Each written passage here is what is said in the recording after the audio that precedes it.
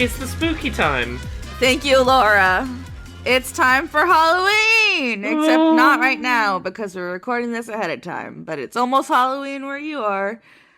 And against all odds, Lauren is DMing. Woo. Lauren is doing a thing. You're making stuff happen. So I'm going to introduce myself. My name is Lauren Morgan. I am on Dice Funk. That's kind of the only thing I'm known for. And I sell titty pictures. That's basically it. I'm your DM today because I hate myself. And now I'm going to introduce my co-DM, Austin. Okay, so full disclosure, I tried to pawn this off on Lauren. I said, hey, do you want to get kicked out of the nest screaming on the way down? And she bullied me, viciously bullied me into showing up. She says co-DM, that's very generous. She's the star of the show. I'm just here to make sure that when math happens, she doesn't have to think about it. That's my main function. You're also there to tell us when one of us tries to do a thing that the rules say we can't do that we're too dumb to know we can't do. Well, because it's extremely funny when you ignore me, not because we're actually going to stick to it. But yeah, I guess this is my show, Dice Funk. I think people probably know me either from that or, I was editor-in-chief of Channel Awesome's video game website for half a decade before that stuff happened. Everyone knows from the YouTube drama videos. Mm-hmm. And then I was editor of the second half of Fish Shark Marketing. I'm setting it up, by the way, to throw to the next person in line. But let's see, I'm going to establish the precedent for self promotion. Patreon.com/Austin Yorsky is how I buy groceries, but there's links to everybody's social media and Patreons in the description of this episode wherever you found it, so you just get your meaty fingers in there and click them and you will find what you're looking for. But that's me. I intend to talk as little as possible so Lauren can really shine, but I will be chiming in as background NPCs if I think of a good joke, and I will also be helping combat. So that's my role this week. Hope to be as quiet as I can. Next up, we have a new player to the Dice Funk universe. And who are you? Tell me about yourself. Is that me? Are we addressing me? Yes, you. You're new. What's up? I'm Jim Sterling. I'm from the internet sometimes. That's it. That's all you need to know about me. I'm fairly nondescript. All right, I'm going to go in and change those description links. It no longer says patreon.com/JimQuisition. It just says from the internet sometimes, and it leads to a rickroll now. I got a YouTube channel. It's called Jim Sterling, and I'm on Twitter. It is called Jim Sterling. Once you know the name, that's the key to the city as far as my content Excellent goes. branding. You've hacked into the mainframe like a hacker from the 90s. So you're in. Yep. Well, that's somebody. Who's next? That's that. I'm also somebody. Should I introduce myself? You gotta at some point, right? Yeah, I gotta do that thing. I'm Laura Kate Dale. I go by Laura K Buzz in most of the places on the internet. That's where you find me. I do a lot of things. If you listen to Dice Funk, I'm on the recent series of that, and I promote myself there. So go check out the links. But I do a podcast with Jim. And I also do the same podcast, with Conrad, who's normally on Dice Funk. That's how that triangle works. There's also Jane. You're here. I am here. I also do a podcast with you, but that's called Queer and Pleasant Strangers. Yeah. Are you the center of the Venn diagram? Is this like the extended Laura cinematic universe? Oh yeah, it's 6 degrees of connection. You can connect to anyone in the world from 6 degrees from me. It's true. I'm Jane, or Janiac, and I can be found on patreon.com/StonedMonkeyRadio, or you can search for Stoned Monkey Radio on Redbubble and buy one of my fabulous butt plug soup t-shirts. I'm sorry. Can you run that phrase back? Slower. Butt plug soup. When you like a delicious can of butt plug soup, it's very filling. That is the soup du jour every jour. That piece of art for the butt plug soup is great. The shading on the butt plug is amazing. I really want to look it up, but I can't look up butt plug soup. Do it, you coward. Well, those are the people that we are. Every sentence you say ends with you trying to escape. That's called my life. Okay, so this is a spooky one-shot fun time Halloween adventure. Let me tell you about it. First, I lied. Tell me about your characters. Dan, that was a spooky trick you played. It's called That Was on Purpose, and I'm not dying inside my brain. I've got a character. I'm going to be playing Roger Byron McQuack the Fifth. He's very, very rich, aarakocra. They're the bird people. He's basically Scrooge McDuck, but he's got magic. More so than that, he's got wild magic, because who cares about the consequences of your magic when there are people who can clear up those consequences for you? Speaking of wild magic, I'll just go ahead and establish right now. I did come with my own, so Laura, it'll be a D8, because I only came up with 8. Yeah, no worries. Also, we're not doing wild magic strictly by the book. We're doing it because then it wouldn't really come up much, if at all, in a one-shot, so it's gonna come up a little more often than it would in an actual campaign, but spooky, weird things might happen by random chance when I do a magic. I like to imagine someone tuning into Dice Funk and getting really mad that we don't follow the rules. I just like to picture their face, We never do. just the sweat on their brow as they shake with rage. I just want unintended consequences to my rich boy's magic. If you look, well, I guess the listeners can't look. Sorry, sucks to suck. If the players look in their Roll20, I do have icons. Laura, look at your beautiful son. Scrooge McDuck. And he's smooching on some money. Yeah, he's got more money than he knows what to do with, and he does not care what happens when he does a magic, and he's an old man duck. There better not be any social commentary in here. If there is, it's not on purpose. I'm an idiot. So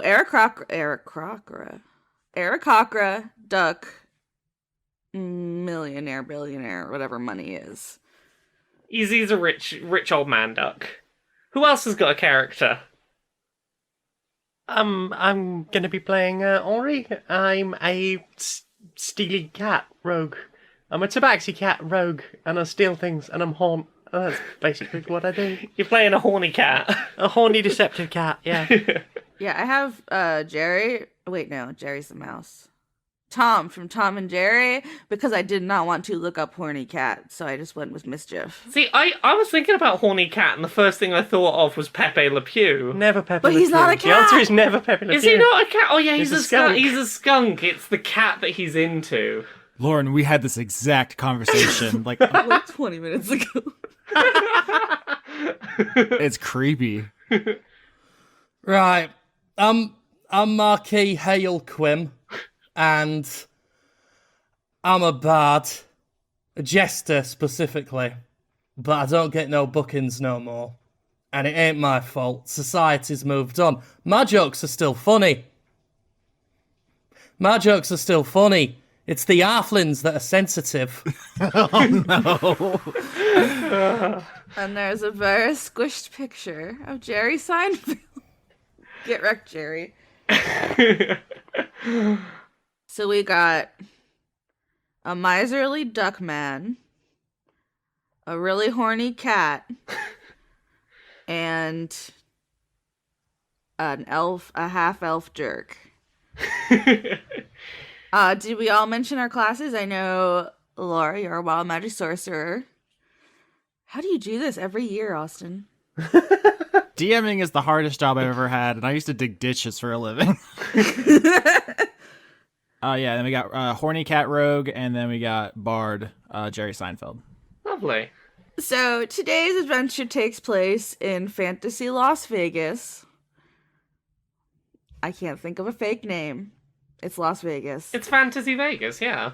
Damn, if only if you had had a whole month to Wow. think about it. You know who I am. Just call it Ye Olde Las Vegas. If you just affix Ye Olde to everything, then it is instantly fantastical and whimsical.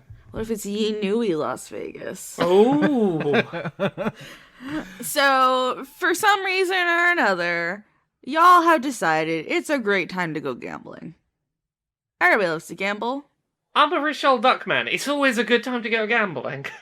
And there's the world-renowned Mr. Spooky's House of Fun. It is one of the most historic casinos in the area. It's known for its grand design and architecture. If you will look to the roll 20, the building on the outside, very in the style of Vegas. There's like Roman columns and shit. It looks like some cheesy recreation. But it's upside down, because that's fun. Ooh. When you enter the casino, the first room, like the lobby, there is a big statue of the founder, Mr. Spooky. Kind of looks like the Monopoly Man or whatever shitty old rich guy. It's fine.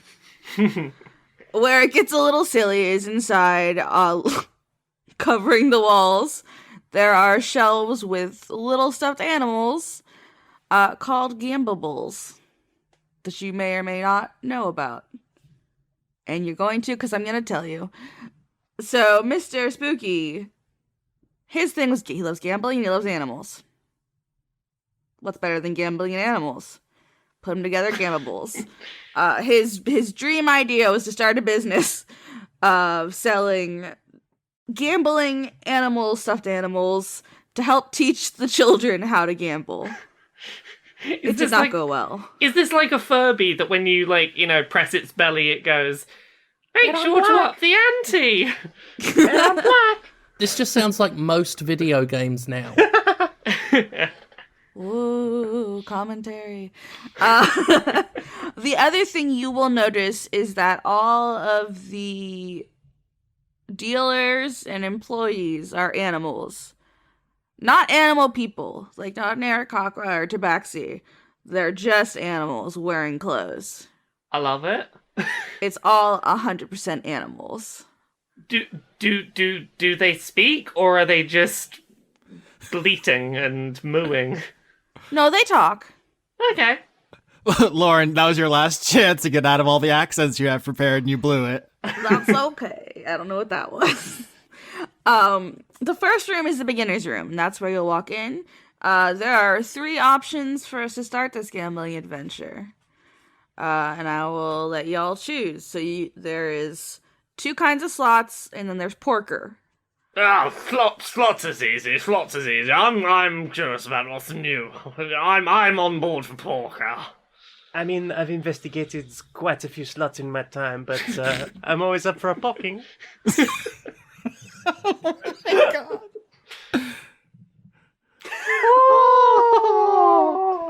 That's a picture of a pig in a hat! And a bandana!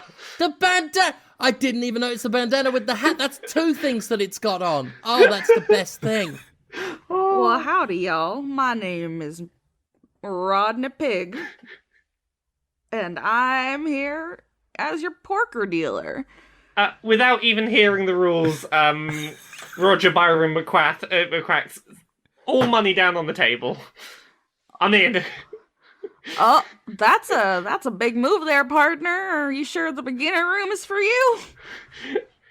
If it's the beginner room, how difficult can it be? Well, if you lose all your money in the first game, I'm not gonna complain, but I'm just telling you. It's all the money in my pocket here, but I can always go get more. There's no all the money. There's all the money. Hoof it over with his little paw, and then give you chips. Are y'all little partners in too? Sure, why not? Din me in. Do you just employ animals? Who does your comedy for you? Oh, we have a very unusual way of hiring employees. There's a lot of background checks. It's very selective. We're not hiring right now. Is it? Are you just saying that because it's me? Because I can scale back the blue material and totally cut out the whole bit about pigs. If you've heard that bit, if you've not, don't worry about it. Honestly, I have no idea who you are. You're just saying that. Everyone's heard of me. I'm Marquis Hailquim. That's a lot of cues there. Still never heard of you. So, is this y'all's first time to the House of Fun? Oh, yes, first time here. Not first time gambling, but first time gambling here. I mean, I've been to a lot of fun houses, but first time here. What brings y'all to our fine little building today? Well, the building's upside down. It catches the eye. If I'm going to go and spend some money somewhere, I might as well be able to tell people it was in an upside down building. That's a story. Story's worth what? Couple thousand gold. Seemed like a new place. I thought that maybe I would rub my face on a few things, claim them as my own. Please refrain from touching the decor. If we play poker, are the drinks free? A halfling sitting next to you says, the drinks here cost an arm and a leg, bruv. Whose arms and legs? If you bet against me, it'll be yours. Sounds like fun. Henri's going to start purring. Well, you know. Have you ever played poker before? Oh, yes, of course. Pretty good at poking. It's pretty much... Oh, nope. It's pretty much that, except everything is pig-themed. Oh, that's fine. That's fine. Markie takes out a little notebook that he carries with him, full of definitely not stolen jokes, and writes down porker. Sir, I don't know what's in that there book you're writing in, but let me just tell everybody right now. There will be no cheating in this casino. I'm not cheating, I'm not that desperate. What have you heard? I've got money. Hey there, partner. I never said you didn't have money. It's just you take out a book, you start looking at things. It's, in school, you take out a book during the test, you're in trouble. This is Marquis Hailquim's book of definitely not stolen jokes. This is worth more than this casino, the amount of solid gold in here. I still don't know who you are, but don't cheat. We will know. 2 security guards step out of the darkness, 2 giant grizzly bears. Oh, they have sunglasses on. At this point, Laura minimizes the detect thoughts tab that was open. Yeah, they're just 2 big bears. They're not wearing security guard uniforms. They don't have billy clubs. They're just real bears. They have sunglasses, though. Okay, sunglasses. Alright, so I'm gonna hoof. God, how do pigs shuffle cards? I feel like this is going to be a recurring issue throughout this entire one shot. We throw them on the table and just squidge them around. The answer is adorably. The pig will do it adorably. Maybe. Yeah, Rodney starts attempting to shuffle with his little hoofs. He just kind of kicks them all over the table, walks around, and piles them back up. All right, I rolled a 14 for luck because there's no skill you can use to influence. I guess wisdom, right, to read your opponents. So I guess wisdom. Yeah. Oh, that's a 1. +2 for me. Alright, so Halfling Austin rolled a 14. I'm not even playing and I win poker. So I think the halfling takes your money and says, all right, I'm off to the high rollers room later, losers, and leaves. Mr. McQuack calls out to the other room, Manfred! And someone runs in with some more money and passes it over to him and runs away. Seems like y'all got hustled by that no-name halfling. No, don't worry. You've got to lose money to make money. Y'all wanna play another hand, or would you like to visit somebody else? I do love having company. Let's move to the next game. Alright. Let's fill some slots. Yes. There are 2 kinds of slots. The first one... A baby? Don't say that. The audience is going to think it's literal and not your baby. It's not a real baby. Oh, That's so big. Hello. If you would like to play, just pull the lever. yes, an adorable little sloth baby. I don't care what you do. I'm gonna take a nap. Okay, Danny friend. Does I don't care what you do mean I'm not going to pay attention and stop you cheating? Okay, so let me just clarify something here. It's D&D, so there's magic. That's what Austin always says. So you can assume that there is anti-cheating magic in Oh. fake Las Vegas. As a great philosopher once said, I'm gonna get you. I'm gonna get you. Now, I'm not saying don't cheat, because it could be I'm gonna fun. do things with all these spells I got. I've got all this deception. It takes you a really long time to pull the lever. There's a lot of resistance. And when it does start rolling, it's very slow. 9! That's below average. Okay. Yeah, so you get like leaf, different kind of leaf, a third kind of leaf, but they're not all the same kind of leaf. So, no, that's too bad. Okay, let's try this out. 13. You get like a leaf, the same kind of leaf, and then another leaf. So you don't completely lose, but it like spits out like a couple coins at you. Nothing big, but it's humoring you. I'm on the up. A very depressed Marquis, having lost basically his night's dinner in poker. 'Cause he ain't got much money. Wearily puts a coin in and gives it a yank. And gets 12. Okay, well, no. Y'all are getting rolled by the sloth. Yeah, the sloth is like, wow, it's a really slow slot machine, so it's supposed to be easy, but some people just don't have any hand-eye coordination. Oh, I'm feeling cool out here. Yeah, right. Let me think. Which of my manservants is good with hand-eye coordination? Cedric, come in, Cedric. And someone else is gonna run in and put a coin in and pull the lever. Are all your servants also ducks? Yeah, they're all ducks. Okay, That- so you just got like a whole entourage of aarakocra ducks. Yeah, but you'll notice all of these other duck aarakocra that come in are, eyes at the ground. Don't make eye contact with McQuack. Don't make eye contact with the quack. You get in, you do your job, and you get out. That needs to be like on a shirt or something. Cedric's pretty cute. Don't be messing with my manservants. They are here to do important work, and that is not to do work with you. Oh, maybe just a little manhandling. It seems fine to me. Here's one. I don't know why I'm paying for my own slot machines when McQuack could foot the bill. Now that's solid gold! That's solid gold right there! I'll give you this. If you can make one joke that makes me laugh, the rest of the night's on me. I'll be honest with you.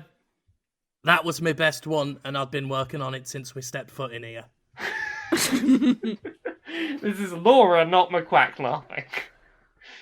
Well, you guys suck. I'm going back to bed.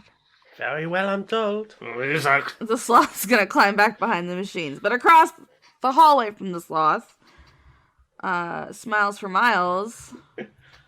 Oh. There's another kind of sloths that are a little less slow. And this guy's name is Miles, because he has so many smiles. Oh, I don't know what kind of cat this is, but it's adorable. Hello, my name is Miles. I'm the ocelots. Hello there. How you doing? I'm good. Seems like we have a slow day today. The boss always likes when we pull more people in. Gotta keep business going. You guys want to lose some money on some slots? I would love to pump money into your slots. I don't like that. Why'd you say it like that? It's just how I am. I'm terribly sorry. I did not mean to offend. Okay. Just slot deal. I will feel that. McQuack just nods over and goes, He did mean to do that. Hey. Look, consent is very important. If he's not into that, that's fine. I will step away. I do not wish to offend anyone. This casino just got really weird. I got 17. Oh, shit. Alright, you got rat. Nice, I got my rat out. All rats all day. It's gonna start spewing coins at you. I thought you were gonna say rats. Oh no, no, now also rats. Rats and coins. We're free! No, you aren't. Wait! Oh no, my rats! They're my rats now. Why did you keep your rats in there? I store them in there for snacking. Probably not the best when things come out, but hey! More rats. There's always rats. How many rats can I catch? Roll a d20. And the number you get is how many rats you catch. 15. That's a lot of rats! That is a lot of rats. Okay. You could put all those rats. Yeah. We're not free! Yeah, I mean, you can catch them all, but do you have somewhere to put them? Yeah, I have a backpack. I have an adventurer's pack. And look at you having D&D supplies. Showing up like this is D&D. If you give me back some of those rats there, I'll tell you something fun. Why do I sound like the pig? Henri just fixes you right in the eyes and just slowly slides one of the rats across the table. Crunch, crunch, crunch, crunch, crunch, crunch. This is a rat killing podcast now. It's not. I love rats. They're very good pets. But Yeah, you're the number one rat defenders logged on. yeah, but I mean, ocelots like to eat things. They're little guys. So to tabaxi. So here we are having dinner together. Maybe when I'm off shift. It's kind of weird because I'm just a normal ocelot, and you're like a person. Yeah, the bar for the horniest Dice Funk character is extremely high, but I definitely think interspecies on this level is going to be something hard to beat in the future. It's a whole other level of horny. I'm a tabaxi. I'm nearly a cat. Well, I mean, are you here for a challenge? Do you like a challenge? Something a little more exhausting? Something a little harder? I do like to get out and out. What about you, Duckman? Well, my theory right now is the reason I'm losing is these games are simply too easy. It's a sort of polarizing, mirroring effect. They're games below my station, and as such, obviously, it's just not working. So, up the ante. What's the challenge? Are you trying to introduce horseshoe theory to gambling? Yes. Are there any more rats in the machine? Because I'll be honest with you, things aren't going very well for me right now, and I might need some for my dinner. I can spare your rat. I've got 13 left. They are very delicious. I'll tell you what I can get. If I eat a rat now, then I can save some money for Big Kev, and he don't have to take me other kneecap. Sure, friend. Have a rat. Alright, well, seems like y'all are the kind of customers we look for here at Mr. Spooky's. I mean, the main room is open to everyone. But we have a special room for some of our more distinguished, intelligent, brave guests. Just out of character hearing this, considering that we've lost most of the rounds of gambling we've done so far. In my brain, this is, oh, you're being taken to the suckers room. Suckers, what? No.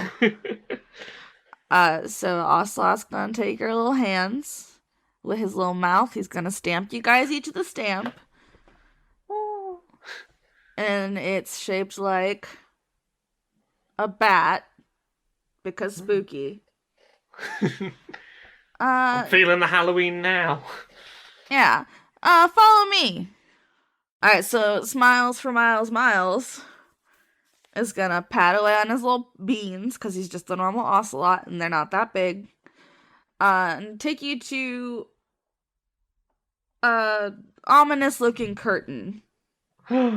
He will slide There's definitely a grizzly bear bouncer. Or no, a different bear. Polar bear bouncer? Yeah. And he's got like the wraparound sunglasses. Hey there, Miles. How's it shaking? I got some new winners for the winners room. Is that an audible wink? I don't know why you said it like that, but come on in. More the merrier. Can I have the rest of those rats though? They were kind of mine. I paid for them. I won them fair and square. They came out the machine. I think that speaks for itself. You can have another one. Hey, we got a rat to chip exchange program behind the curtain. Come on. Fair enough. I will trade some of my rats in for chips, but I'm keeping 2 for a snack. Thank you, Bruce. I'm waiting for these rats to become instrumental in the finale of whatever this is. My brain is mush and just rat time. That's how improv works. You say the word rat accidentally, and suddenly the whole fucking session's about rats. Oh, God. So y'all learn is everybody going to the winner's room? The whole gang? Yeah. Yes, because you have to.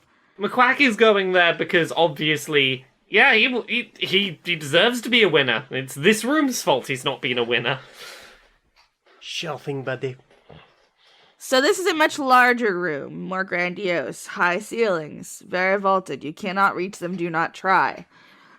You cannot. There will be consequences.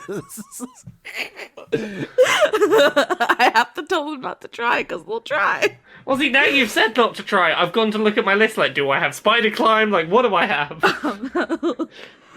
Okay, I said don't try. In this room, there's craps, which is the thing with the hook and the dice. Google it. There's blackjack. Everybody knows what that is. 21, blah, blah, blah, blah, blah. And there's pachinko, which is kind of like... What does it remind me of? Is it like the fucking... Pinball? It's like standing up pinball when it falls down. Like standing up pinball. I was thinking of, was it the Wheel of Fortune or some shit? But that's real lit. You drop a marble down a thing and it bounces off some other stuff and you might win something. Well, I've got a set of weighted dice, so I'm going to try for some craps, I think. You don't get to use your own dice. I've got very high sleight of hand. Okay. McQuack wants to go for the blackjack table. I'm sorry. Black quack. Quackjack? Black Quack, that's another good one. All right. I picked mine mainly just because I want to leave Jim with pachinko. All right. So we've got McQuack on Outback Blackjack. Who's going to do crab craps? I'm going to do craps. And we've got Marquis. Yep, Marquis understands pachinko because it's just colours and movement, and that's about as much as he can cope with. All right, so we're going to start with McQuack. As you approach the blackjack table, you will see it is manned by an uncomfortably buff kangaroo. He's too buff. That's a real kangaroo, guys. Yeah. That's I'm a just real saying. Jack kangaroo. Oh, no. Lay off the juice, man. Good day. My name is something Australian.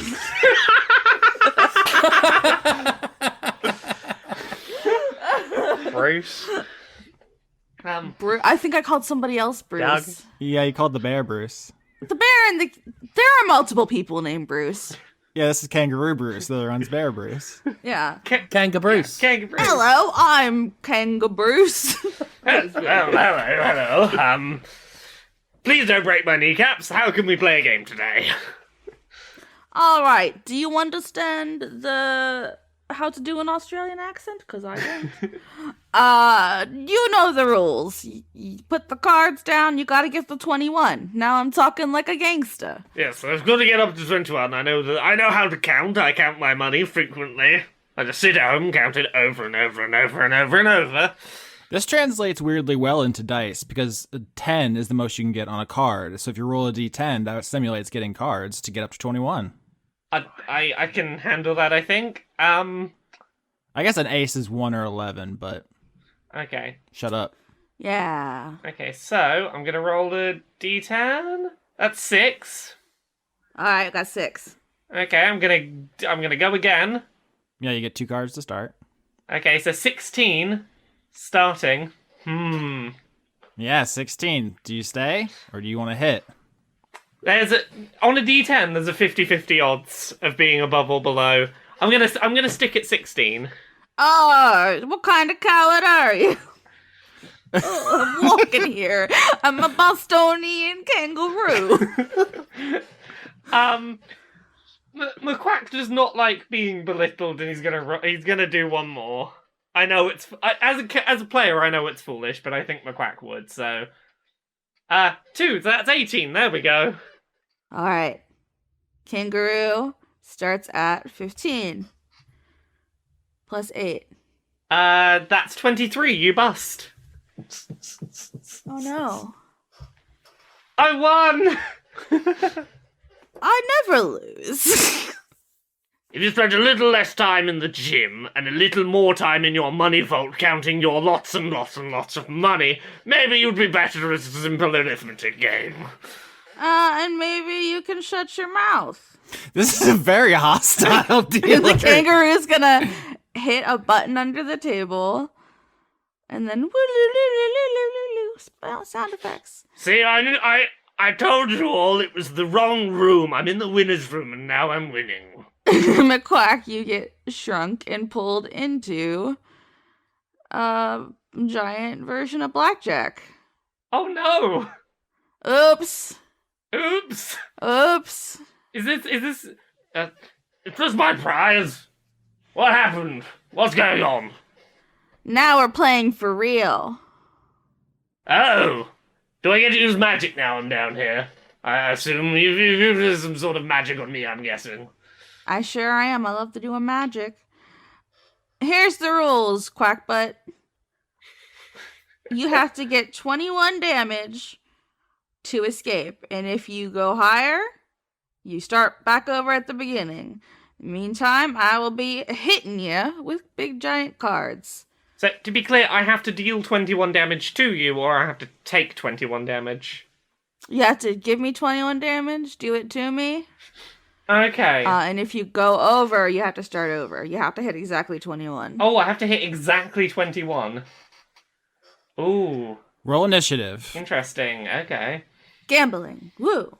10 on initiative. Oh no, 5 for the kangaroo. Oh no! Not only do I not have the accent of my ancestors, but I rolled so poorly. So yeah, so the decreasingly Australian kangaroo pushes a button under the blackjack table, shrinks you down to the size of a poker chip. You land on the table. He's looming over you like a giant, and you're just like running around in the green felt, and he just starts gambiting cards at you like the X-Men character Gambit. Your turn. That was the kangaroo. Okay, I get to go first. I'm gonna use a level 1 spell slot to cast Magic Missile. So what's my modifier for that is? There's no modifiers. It's just what spell slot you cast it at. It always hits. Oh, Magic Missile always hits. Yep. Hooray, that's good. So I do 3 lots of D4 plus 1. Math. So that's 4, 4, and 5. 9, 13 damage with Magic Missile. That all you got? Hit. And he deals a big card to you. That's a 9 that misses, and that's 11 that almost certainly misses, huh? 11 is my AC. Oh, you got hit. So you dodge. Talk shit, get hit. All right, you take 4 damage from the Queen of Hearts. Oh, that's alright. We didn't say at the beginning, these characters are level 5? Yes, Oh, level you didn't. 5. All right. I'm sorry, Austin. You failed me. I did? No, McQuack, it's your turn. Okay, so I did how much damage last time? 13. So I need to deal 8 damage. Okay. 8 damage to the Roo. Do I have a magic missile again? Oh, yeah, this is a really interesting challenge. That I came with all by myself. No help. With magic missile, do you have to target the same thing every time? With No, all 3 of your... You choose the targets. Okay, and can I roll and then choose where to assign the damage? No. No? Okay. No. You can choose how many. You can fire one into the ground and two into the roo, or some combination like that. Yeah, I'm gonna fire 2 into the roo with magic missile and 1 just into the somewhere into the room. 2 in the roo sounds familiar. We're looking for 8 damage. Roll it up. Yeah, so I'm just rolling 2 of them now. Oh, fuck. You okay? I forgot about wild magic. That's alright, we'll deal with that in a second. So that's 3, I need 5. That's 3 again, so I need to deal 2 more damage. Yep, we're looking at 19. Yeah, I'm getting close. But also, Lauren forgot about the wild magic. You don't have to admit that to the audience. You can just say you've decided now it's time for wild magic. Well, that's nice of you. They won't know. I like to just say how shitty I am. That nobody has expectations. Yeah, the self-deprecation is part of your brand. Yes. All right. So now, because you're so close, and not because Lauren forgot, it's wild magic time. So you don't have to do 1 because I forgot. So I'll only make you do 1 for now. But roll a d8. I roll a d8 and something's gonna happen. 5. What does 5 do? Oh no. 5 is bowl of mystery soup. Oh. Which I forgot I wrote. Because Austin was like, I'm eating soup. What is the bowl of mystery soup? It's a mystery. I can Do tell I you just right have now. a bowl of soup now? It is steaming. It is quite pungent. You can't quite place what it smells like, and you don't know if you hate it or if you like it. And there's some very weird chunks. You don't know what they are. Like, is that vegetables? Is that meat? What is it? And it's like a gray broth. All right, so a bowl of soup magically appears in McQuack's hands, and it is the Roo's turn. He's gonna continue throwing cards at you. That's a 9 and an 8. Both miss. So you dodge the flying cards while also holding onto your soup. Okay. What's the damage value on a bowl of hot soup? I don't know. Well, it's a mystery, that's the problem. It's your turn. We're looking for 2 damage. This is the part where we test Laura's knowledge of the game of D&D 5th edition. How do you do 2 damage? Yeah, so, I'm pretty sure I have a thing that does just 2 damage. McQuack is gonna run up and just unarmed strike. All right, so that's make your attack. That's just That's a +4. It's strength, right? Yeah, 20 plus. Damn, you're a strong duck.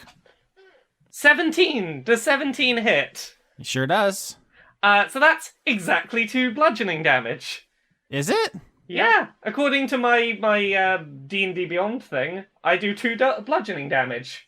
What? For an What are the unarmed chances strike. of that? I don't know, but it's what the sheet says. It's the sheet I sent you before we recorded. Damn, Laura wins D&D. Oh no, my card game puzzle. My alternative solution was going to be to dip my hand in the soup and see if it hurt me and see if it did exactly 2 damage, and then maybe throw it. All right, so paint us a picture of you defeating the giant kangaroo blackjack dealer, but also keep in mind when you describe this, you're holding a bowl of hot soup in one hand. And that soup is going to come with you. Yes.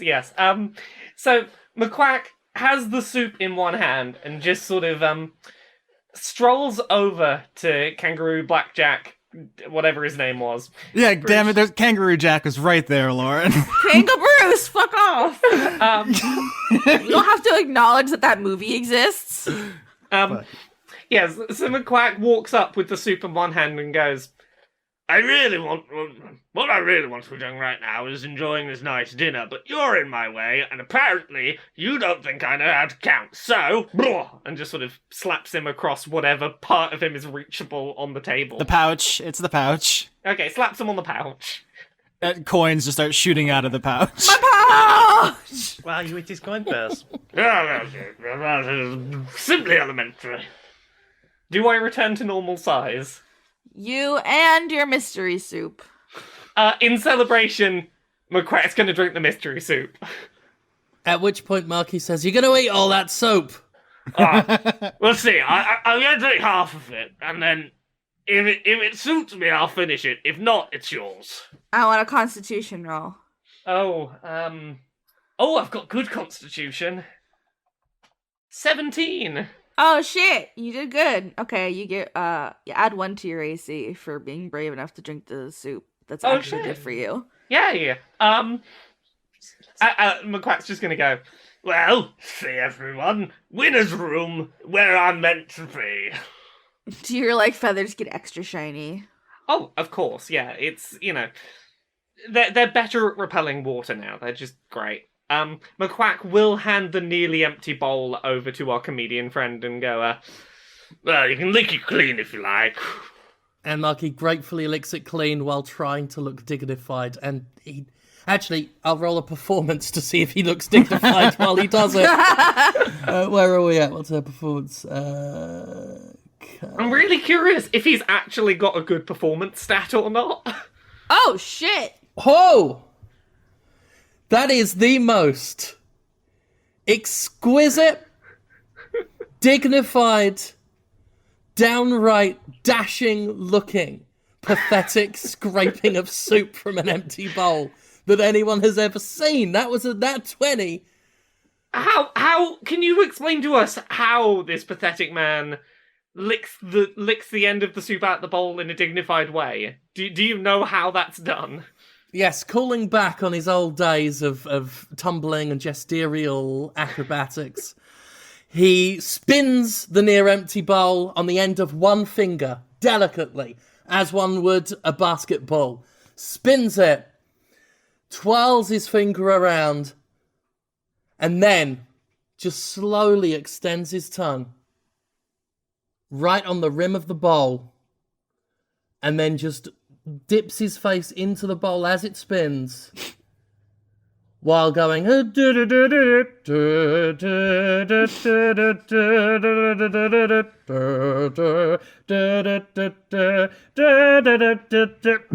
that was bloody lovely. At this point, Henri's just going to slide in and go, you're very good with your tongue. Especially around the rim. No. All the animals are going to be like, wow, did you see that? Whoa, he really liked that soup.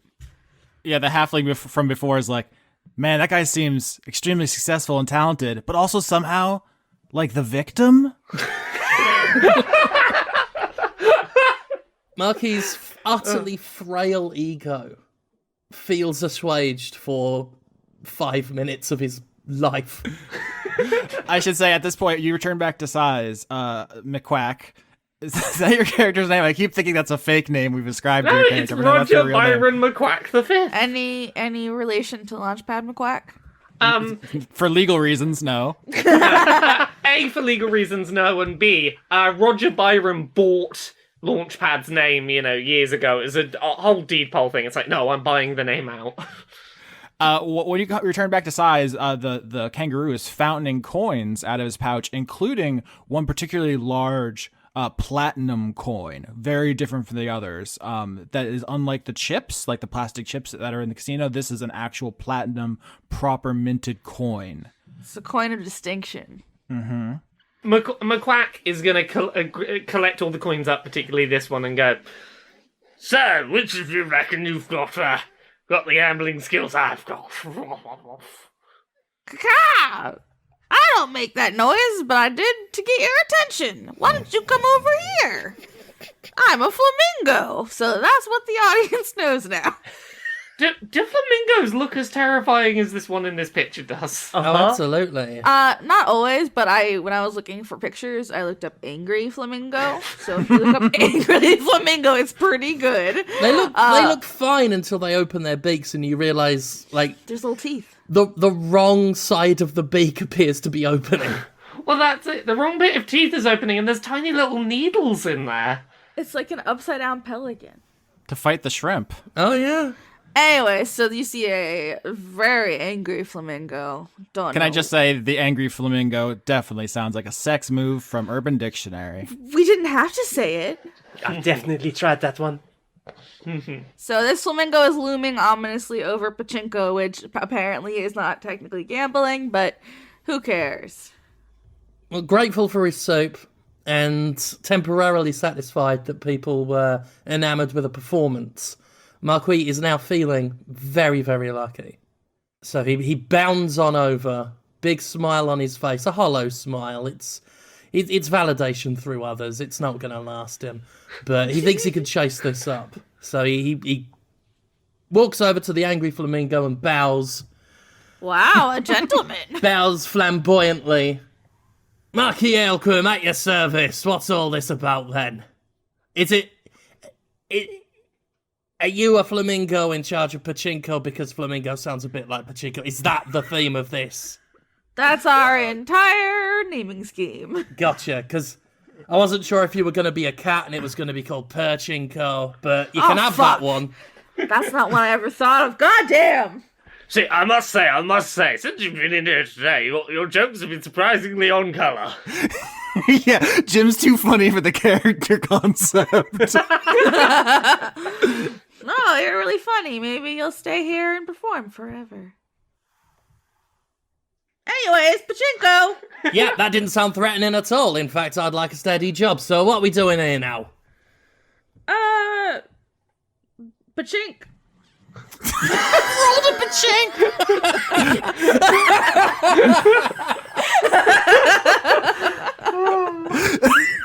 All right. So is it just a D20 to Pachink? I'm sorry, we keep saying Pachink for the whole rest of the game. Pachink me out, daddy. Okay, I have Pachunk, and it is a mere 2. Ooh, that's such a bad pachink, my dude. It's so bad that you get pachunked right into the machine. Oh no. You pachinked right into the pachunk slot. That's the noise. Now you're befucked. He's surprised he could fit in because he was quite pachonky. God damn it. Roll initiative. Roll initiative. Alright, it must be home initiative. Alright. Oh dear. I have 12. 23. I hate to point this out, but you didn't roll a d20 plus 3. I you rolled 20. 20 plus 3. I noticed this because I did this once and had to call myself out for it. I didn't even notice. Hang on. I'll fix that. Still not bad. 19. Marquis, you're falling through the pachinko machine because you've been shrunk and pulled inside, and you are hitting every lever on the way down. What do you do? Okay, well, as a trained jester, I am proficient in acrobatics, if that would... That sounds extremely useful. I'd roll it. Sounds good. I mean, if you're falling, yeah. Okay, don't forget the D on D20. I rarely forget the D, so I'm ashamed of myself I did earlier. In that case, that would be a +6 on that, and that would be 17 on tumbling to try and move with the inertia and more bounce willingly from the pegs rather than smack into them. Instead of bonking, you're chonking. I don't know. So yeah, you're falling at terminal velocity toward a big metal pin inside that's supposed to bounce you all around, but you're using your expert tumbler acrobatic skills. I think years of being a jester, you've fallen drunkenly down a lot of stairs in your time, and so you know how to use your own momentum to minimize damage. And so you're going with the flow, and you're going to take minimized damage. So good job. Okay. So you only take 6 damage as you hit a bumper, and you have you see below you a number of cups, and there's one just says failure, one is full of spikes, and the other one says grand prize. Okay. I wonder which Jim will pick. Spikes. I mean, spikes is tempting. Spikes. But I will aim for grand prize. Mm-hmm. So I think you want to make an athletics check to try to parkour your way through the pachinko machine. Okay, That's a good sentence. A mere 6. Very bad. The pachinko flamingo, I succumbed to your pun. The flamingo, nope, I fucked it up again. The pachinko flamingo pecks the machine very hard with its bill. Bam, bam, and jostles it so badly you miss wildly, go careening down the machine. First of all, you hit a pin, so let me do some damage. You are going to take 4 damage as you hit a pin, and then you fall through the bottom of the machine and magically are reset at the top and begin falling again.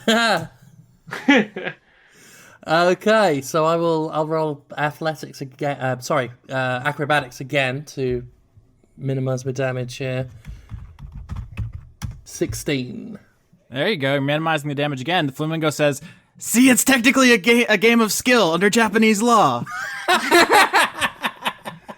5 damage as you hit the bumper yet again, and you're careening towards the 3 cups. I would like to say you've seen the Flamingo peck the glass now, and there's a tiny crack in there.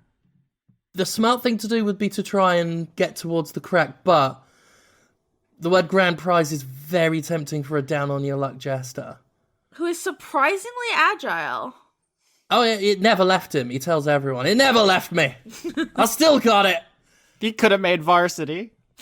So I guess I'll try athletics again to try and get into that grand prize. 16. All right, yeah, you actually fall right towards the cup this time, and it looks like you're going to get in, and the Flamingo pecks the machine. Bam, bam, and jostles it, and you miss the cup by inches. Markie, you take 6 damage as you hit a pin and go back to the top again. The crack is widening in the glass. It's at this point that I just remembered I got Featherfall.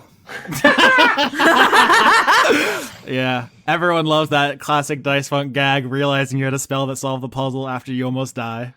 Well, you get bonked real hard with some pachinko pegs. Mm-hmm. Somebody say bonked? God damn it. The supersonic horny hearing. So at this point, Marquis will cast Featherfall on himself, which I believe is no roll. It's a reaction, yeah. It really kind of just makes you immune to this combat scenario, is what that spell says. Yeah, I'm looking in the Dungeon Master's Guide, and it says, yeah, you're fucked, Austin. This isn't going to work anymore. Good job. So gracefully, I guess he can just maneuver his way down without fear and just head to the... Still for the grand prize. Still hasn't learned his lesson there. Yeah, the Flamingo just Flamingo just stares daggers into your soul as you slowly float down in the inside of the pachinko machine, not touching anything, so he can't even jostle you. And Marquis looks through the glass and smiles and flips him the Flamingo. Yes! Who's praying for that?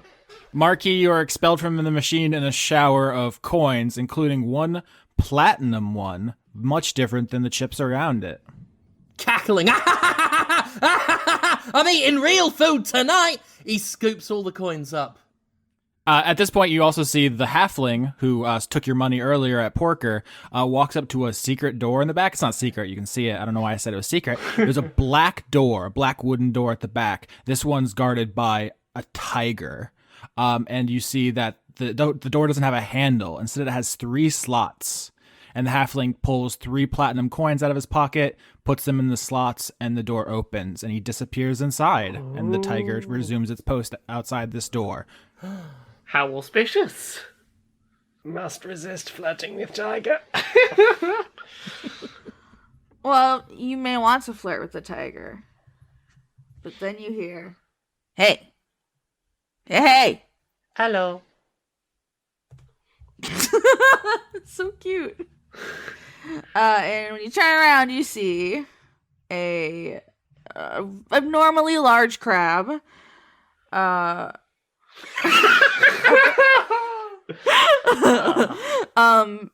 holding a knife as in the picture, but he's at the craps table because it's crabs.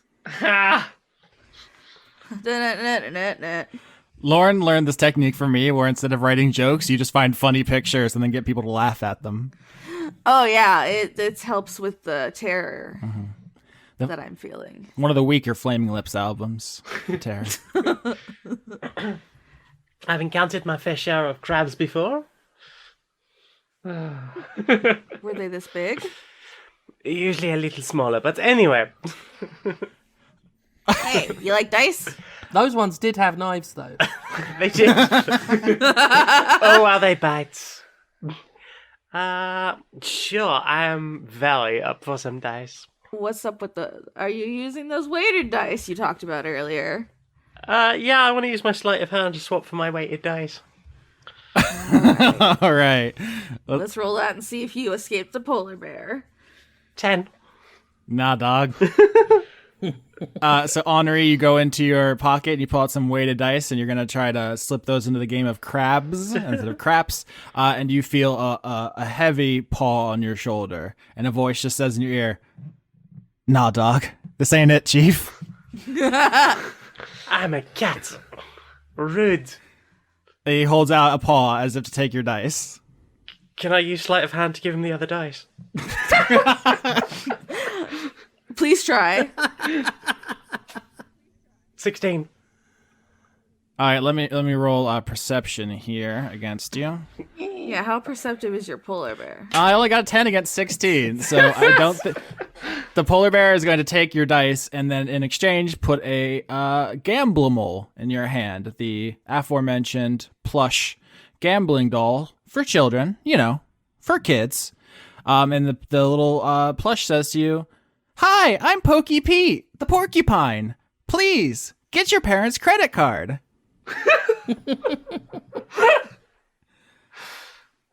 Well, aren't you just adorable? Nothing's cuter than money. Remember the 3 numbers on the back. Hey, I'm a crab. I'm here playing crabaps. Crabaps. I'm a big fan of Babs. Tell me more.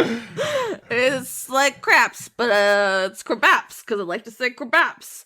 I saw you try and cheat there. That's not cool. Still want to play, though, because I got nothing else to do with my time. All right, so I guess probably, Lauren, you don't actually know how craps works, which is fine. Is it? Yep, because it's D&D. No one knows how crabs works. I know you don't want snake eyes.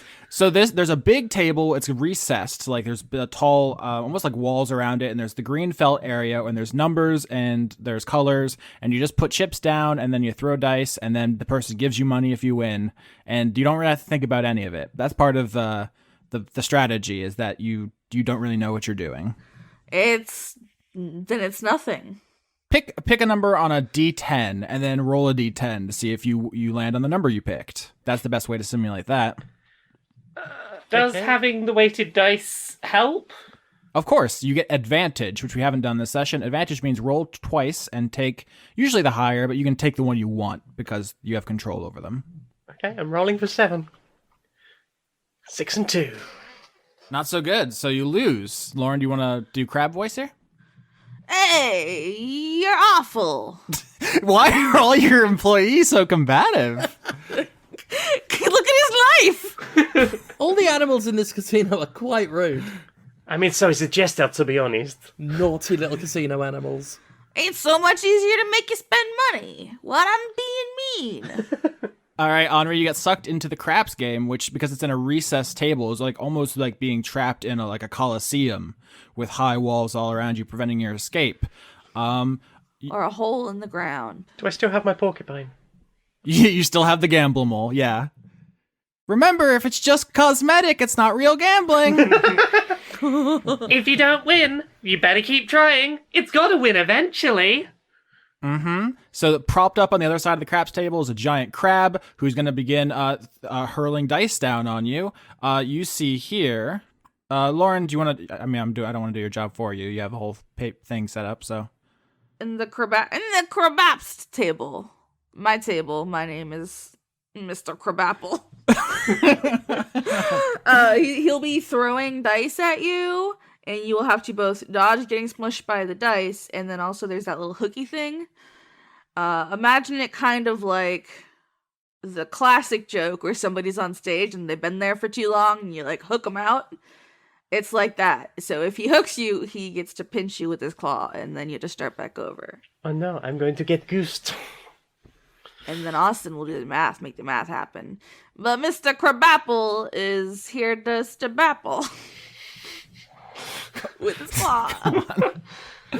dog. So you have to escape without getting crabappled. Roll initiative. crabs can actually move very quickly side to side, so higher initiative than you'd think. 22. Whoa. Hey, I'm Mr. Crabapple. I'm 19. crawling here. Good try, Henri, but it's Crabapple in time.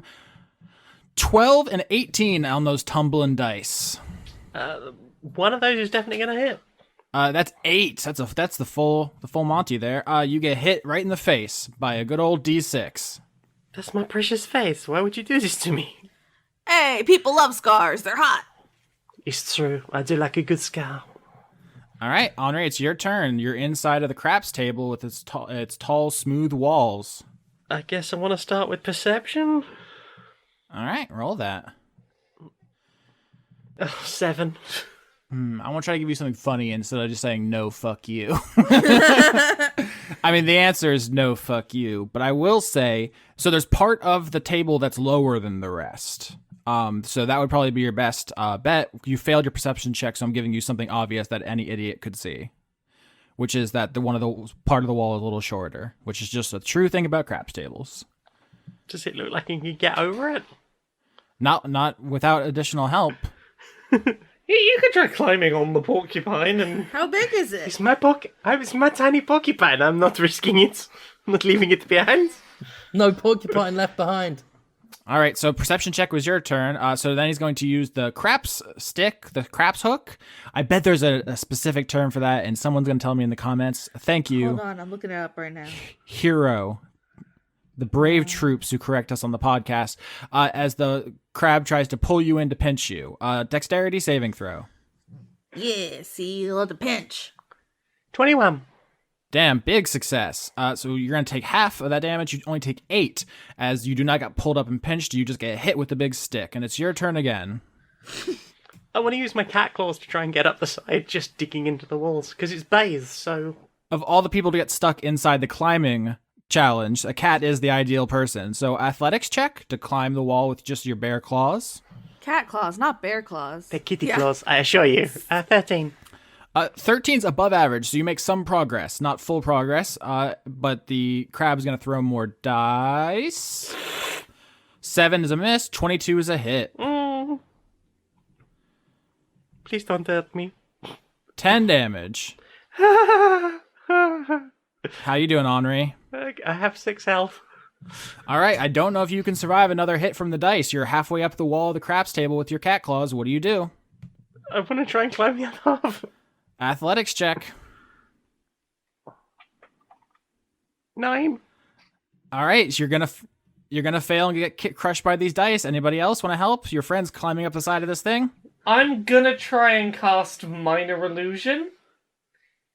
And I'm gonna try and make it look like Henri has fallen back down to the bottom of the table, so that when the craps hook comes back in, it's going for the wrong place.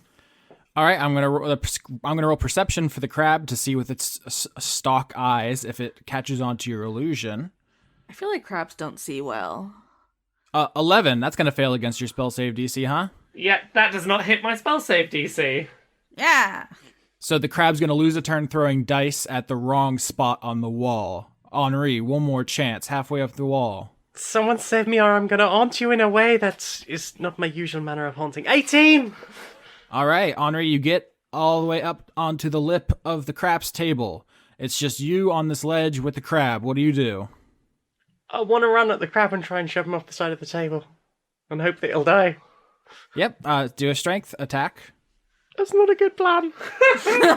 I like it. It's fun. 16. Yep, you just you tell me what you do. I just want to shove him really hard and hiss. So you just rush the crab who's sitting on the edge of the table that you climb up to. His stick is too long. He can't defend himself at close range because he's just like reaching out with the hook, and you're too close, and you just shoulder charge him. He flips into the chasm of the craps table and lands upside down. The little leggies kicking in the air. Hey, what's the big idea? Oh no. I can't be working if I'm like this. Oh, I want to dive in and just scratch every bit that looks tender. Oh no, my meats! I think you dive down on top of the crab, at which point you begin rapidly increasing in size, and you just land on this crab. My carapace. all the chips go like flying in a big, tsunami of chips as you return to normal size, including the platinum coin, which hits the ground in the casino and begins rolling away because you're doing a belly flop on a crab. As soon as I saw the shiny thing, I just dived after that. On all fours, no dignity. Acrobatics to chase the coin. Oh, no, wrong one. 8. Oh, for fuck's sake. Yeah, so you have to scramble. You have to scramble up out of the craps table, and I think the crab grabs you, pinches you on the toe, and doesn't let you get away fast enough. And the coin rolls over to the Marquis, who has the first chance to get this valuable coin. All right. I will grab after it. Acrobatics, did you say? Yeah. Alrighty. We're just having a full-on Three Stooges chase. That would be 10. Oh, that's average. Do you want to try to get in there, McQuack? Yeah, I'm going in. I feel like McQuack would be proficient at swimming in money. But not chasing it. 8! Not great. All 3 members of the party fail. Interesting. I think the coin slips between your fingers, goes under a table, into the other side of the room, where someone else picks it up. Okay. Who's grabbed the coin? Lauren, this is my favorite part of D&D, improv and NPC. Okay, give me a second. I gotta think of an animal. Bear in mind, we're going to ask about their name, every aspect of their backstory. We're going to want to know Social it all. security. As I can flirt with them. It's a penguin. My favourite. Whack, whack. Oh, wow. I found a coin. Excuse me. That is my coin. It's rolled away. Finders keepers. McQuack is going to try and cast Charm Person. Oh, fuck. I just made this character up. What's my thing? That's your job now, Austin. They need to do a wisdom save of some kind. I can. Let's say this penguin is just drunk on fish.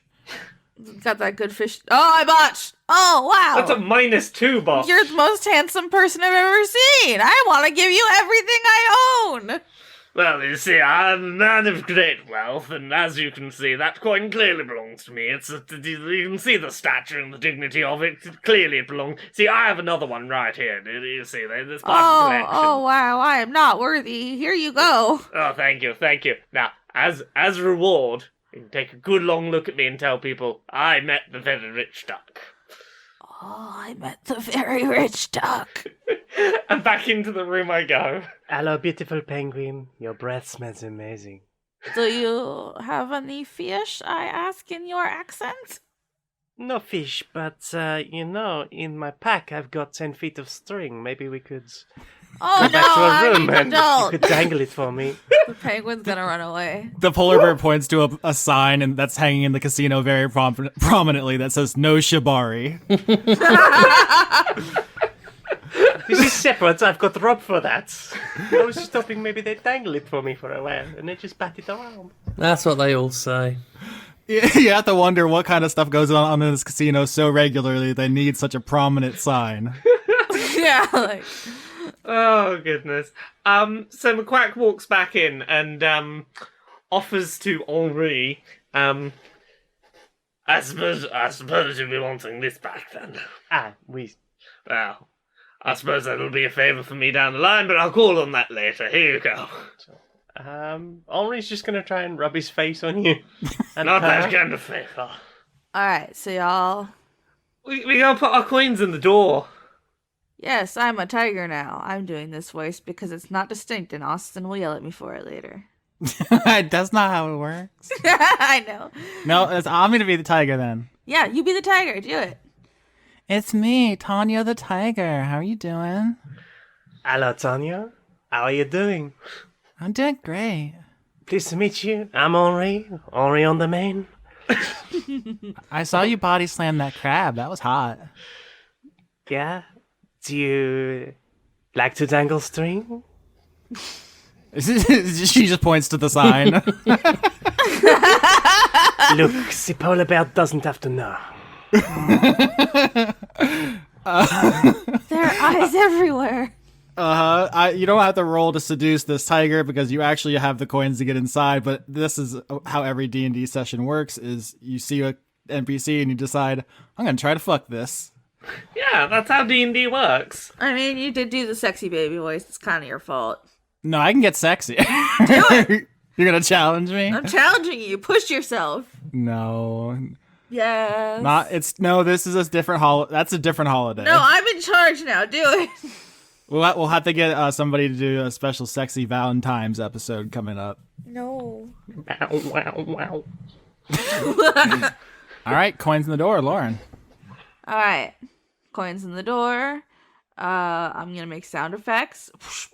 Does Markie part with his coin willingly? He's already got loads of loads of coins from Pachinko, so feeling quite lucky and really wants to know what's behind the black scary door, which certainly will only have further riches inside. So No worries. It's not ominous at all.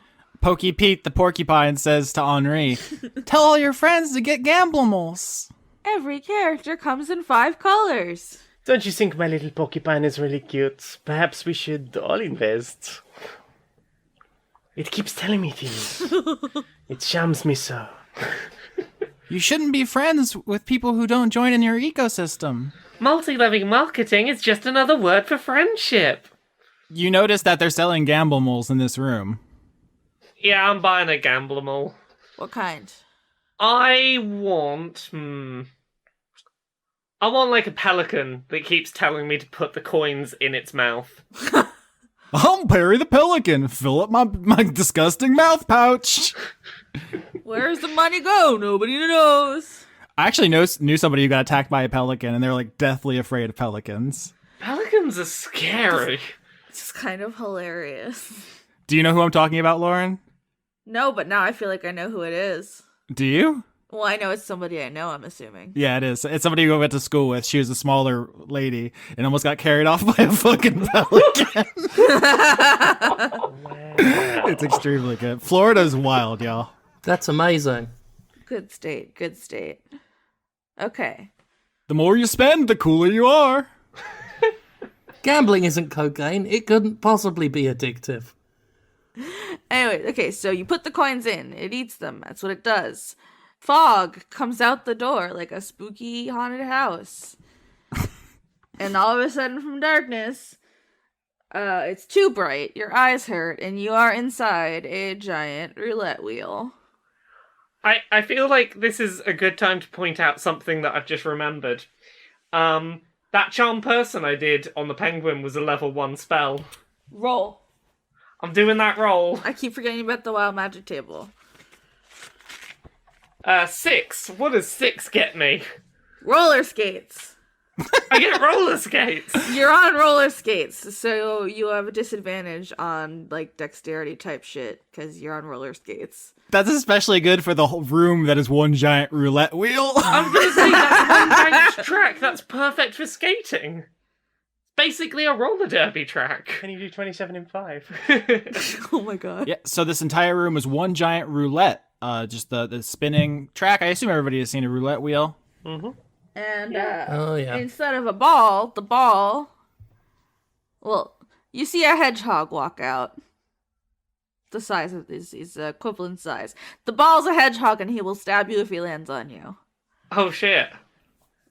Hello, friend. How are you? That's the noise hedgehogs make. I was gonna say that's very inside baseball. They just make that noise a lot. He's balls up. He's ready to go. Oh, I'm ready to go. Austin, roll initiative. Everybody else roll initiative. All of us? Ooh. Yeah, it's group fight time. So the door closes behind you. The roulette wheel starts spinning. There's a giant hedgehog that acts as the ball. The numbers on the wheel are 1 to 36, and they are black and red except for the green 0. Those are important details I have just given you. Internalize them. Thank you. What was it? 36, did you say? 1 to 36. Yeah. And a 0 that's green, unlike the red and black rest of the numbers. Okay. I rolled an 8 on initiative. 20. 22? All right, Henri, it's your turn. The whole room begins to spin. So has Hedgehogs already started rolling? It's just starting, yeah. can I move to the middle of the wheel and sort of get out of the way? So the middle of the wheel, if I don't know if you see in a roulette, but there's like a big what do you want to call it? Like, not a pillar, It's but tall. It's like the top of Sort a of circus. spindle thing. Could I sort of hang on to one of those little protrusions at the top of the spinny thing? so you try to climb. There's like an incline from the slots to the middle, and you'll slide back down. And as it picks up speed, that's going to become untenable. I think getting towards the middle is probably going to be better for me, because otherwise I'm going to get hit by the ball, which is going to have to be stuck to the outside of the wheel. I should say everybody's healed up from a short rest. I thanks. assume, that you all did that, because to not do so would be suicide. Yeah, we sat down in the previous room and just enjoyed looking at our fancy money coins. And flirted with a tiger. Yeah. So Henri, it's your turn. The wheel begins to spin. What do you do? I think investigation, I've got to try and work out what the hell to do. Very thoughtful. It is not a good modifier. 9. Not good enough. You see that this room is rather featureless. You haven't been shrunk like the last room. It's just this entire room is one roulette wheel. But you don't see any obvious way out. There's no like levers or switches or anything. You failed the check, so you do not get any useful information except for the fact that you don't see a way out. I will say one thing. You don't see the halfling that came in here. Everyone, I've noticed that I have not seen that halfling that came in here. Marquis, your turn. Okay, this looks like is the roulette wheel itself is spinning now, you say? Yep. Yeah. Yep. Not as thoughtful as Henri. Markie sees the green 0, notices it's different from the others, so it's gotta be good. And I feel like this is another job for acrobatics to try and finesse my way towards it. Okay. Rats. Only a 9. Yep, so you go running to the green 0 on the wheel, and you just trip over your dumbass feet. Do you have a better, funnier way to go to eat shit on this wheel? Really, he just breaks his face on one of the spokes. Just like full blood. He's not a funny jester. It's just horrible to look at. All right, so we'll interpret that as a panic as the room begins spinning. Henri just stares at the walls and just like, I don't see nothing. Marquis... I think we just bet on red, because there seems to be a bit more of it now. Marquis gets a facelift, and it is now McQuack's turn. McQuack, save your friends or acquaintances. One moment as Marquis spits out some teeth and says, bet on red, that's a good one. McQuack wants to get to whatever is directly opposite the 0 on the wheel and cast Fear, which is a 3rd level spell. I'm trying to interpret what you're doing here. Can you walk me through your idea? So, I'll walk you through my idea. Fear is a spell that makes a thing that is very scary to the thing that sees it, and the thing must get as far away from me as possible. I am hoping that the ball, which is sentient, it's a hedgehog, will get scared and will roll around to the furthest possible spot away. I'm trying to get the hedgehog to land on 0. Okay, so you cast Fear on the hedgehog, and it's already scared.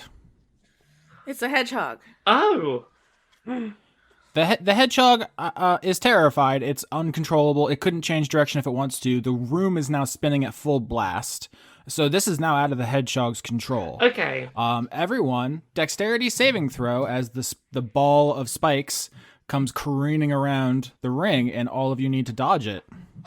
3. Fail. Oh no.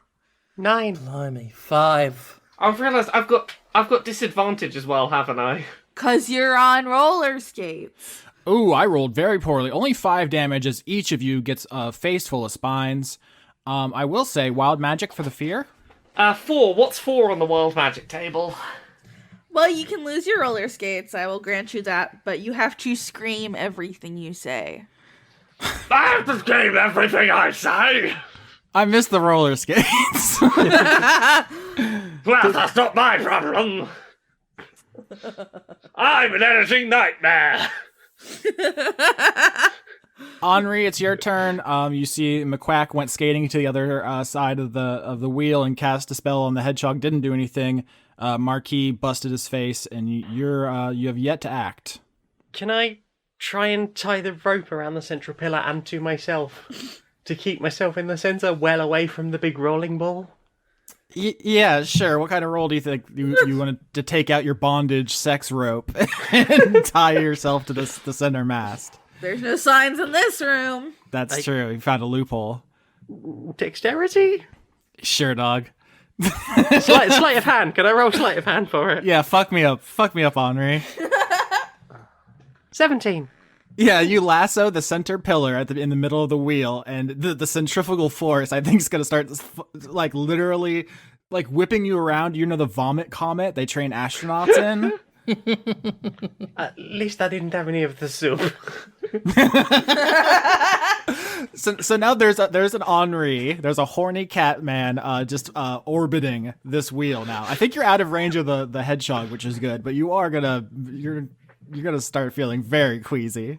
I'm nearer the center though, so it's less spinning. Whatever you gotta tell yourself. Marquis, it's your turn. You found your tooth. Okay, so with blood streaming out of his mouth, he figures he can't screw that up again. So he goes for another go at the acrobatics towards the green 0. 10. That's average. So I say you can stumble up onto the 0 slot and like hunker down in it. The force of the spinning may force you out of it, but you're there for now. There aren't any immediate effects. You didn't beat the game by coming into the 0, but you're standing there now. Do you have any idea of what you're trying to accomplish? Machi figured that if he got on the 0, everything would be okay, and he's now very confused that everything is still not okay.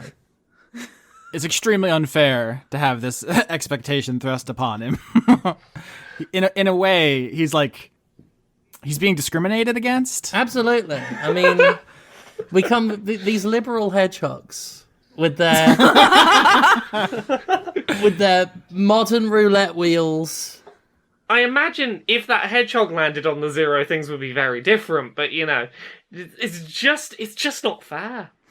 McQuack, it's your turn. You see Henri is going on an adventure. Henri has basically turned himself into a kite. How much cat vomit is there on the wheel now? And the Marquis is hunkering down in the 0 slot. The hedgehog's coming around again. What do you do? Okay, so, I just remembered something. Because I'm an aarakocra, I can fly. Which Featherfall Part 2. allows me to not be spinning, so I want to use fly and then try and come back down on the 0. Yeah, you don't need to make a roll for that. You can land on top of the Marquis. Okay, and then when I land, I'm going to cast a level 1 spell, Disguise Self. Okay. I want to disguise myself as the hedgehog. Okay, so you do that, and the hedgehog, who's rolled up in a ball, terrified out of its mind, and it cannot react to anything, even if it wanted to, is going to slam into the Marquis and McQuack. 10 damage. You can't dex if you're going to stay in the 0. So. Also, wild magic. I gotta do a wild magic. Did becoming a hedgehog on the 0 do anything? No. I'm trying to be like, right. I'm gonna solve your puzzle. 3. What is 3 on the table? Fizzy lifting drinks. So now I can't help. You only but just fly. landed. You just stuck to the ceiling. No, I'm flapping my wings as much as I can, but I can't go down. This is the opposite of what flying is supposed to You be. just keep going up. Wait, birds can't burp, can they? No, I am not able to burp. I have people to do that for me. It's gonna blow. Henri, it's your turn. You see McQuack stuck to the ceiling. Marquis is hunkered down in the 0. You're still attached to the center column. What do you do? I just want to roll perception and see if I can work out what the hell's going on. You're like, there were 2 hedgehogs. McQuack's on the roof. There's now a flying hedgehog on the roof. That's right, a flying hedgehog on the roof. 22. Here's what I'll say with the 22. You notice on both sides of the 0, both are red. Mm-hmm. With your incredible perception, you notice they're a different shade of red than all the others, all the other red slots on the wheel, almost as if stained by blood. Ooh. What's the colour next to the red one, directly next to the green? So it alternates red, black, red, black, red, black, red, black all around the wheel, except for the green 0. But the bloody ones, what I'm trying to get at is the bloody ones are actually red, not just stained red with blood. Yeah. I'm saying the Okay. 2 red ones next to the green 0 are stained with blood. That sounds bad. That sounds like something do a splat on the green. Can I loosen my rope slightly and try and just hold my sword out and stab the hedgehog as it comes past? Oh my god! Hedgehog! You can stab the terrified hedgehog who has no control over its abilities at this point if you want. That's a valid role-playing choice. What's the side of the wheel made of? Wheel. Wood or metal? It's magic. It's not relevant, I promise. Okay, I want to try and stab both of my short swords into the wall at a height that would block the rolling hedgehog. Why don't you roll me animal handling to handle this animal? Animal. 11. Marquis, your turn. You're in the 0 still. You see Henri trying to stop the hedgehog by sticking swords in the wall. Not the correct tact you surmise, but perhaps the correct idea. With the hedgehog outside and the wheel spinning, I think what I'm going to do is try and get a bit of protection for myself and cast Leomund's Tiny Hut. Oh, I love the tiny hut. It is my favorite spell of all time. It's a tiny hut.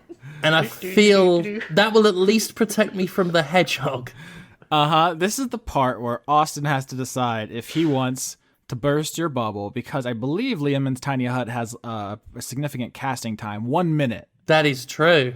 And every round is 6 seconds, so it would take 10 rounds of combat, and you will not survive that long. That is true. I forgot about the casting time. Give me a sec. I think I can maybe do a thing to help. You want to spend sorcerer points to quicken the spell? Yeah, because I have a meta magic thing called Quicken Spell. I spend 1 action point to make a spell from 1 action. Oh, that makes you it. cast a spell. Oh, that's when I cast a spell. So this is not Okay. how the rules work, but I think it's a good role-playing moment here. Yeah. Let's all agree that this is something outside of combat. Combat ends. We're in the role-playing zone now. Well, we can make a decision here. If you want to work together, McQuack, to spend your sorcerer points to help Marquis cast Leomund's Tiny Hut, we can do this. Yes, I'm. That's where my sorcerer points are going. Speed up that hut. Okay, Marquis starts casting Leomund's Tiny Hut, which is literally just summons a magical protective hut in the 0 spot. You see that he's not going to finish in time. The hedgehog's flying around the circuit is going to roll over him and leave him a bloody, gory smear on the roulette wheel. And you, stuck to the ceiling, decide that this aggression will not stand, and you dump your sorcerer's points into him in a uncharacteristic act of generosity, I would say, and you spend all those points helping him cast the spell, and just before the hedgehog flattens him, the hut springs up in the 0 slot, and the hedgehog slams into the hut, which is invulnerable, stopping its momentum, and the hedgehog, which is a giant spiky ball, settles down into the 0 cup. I will note, it was not an act of generosity. McQuack will be using this to leverage more of the winnings for himself. I see the long Yeah, game. it's, I helped you not get squished, therefore, money, money, money. Money, money, money! Money. Anybody have Leomund's Tiny Hut handy to read to the audience? I realize not everyone in the audience has every spell memorized. A 10-foot radius immobile dome of force springs into existence around and above you and remains stationary for the duration. Up to 9 creatures can fit in it. It can be any colour you choose. What colour is it, Jim? Green. Aw. All right, there's a giant green, not giant, there's a tiny, by definition, tiny green hut now, and the hedgehog comes to a rest in the 0 slot, and there's a click noise, and the roulette wheel begins slowing down. That hedgehog is gonna be nervous. Mm-hmm. I'm gonna use my last first level spell slot to do Charm Person to make sure that the hedgehog's okay. Roll medicine to check on the hedgehog, I will say.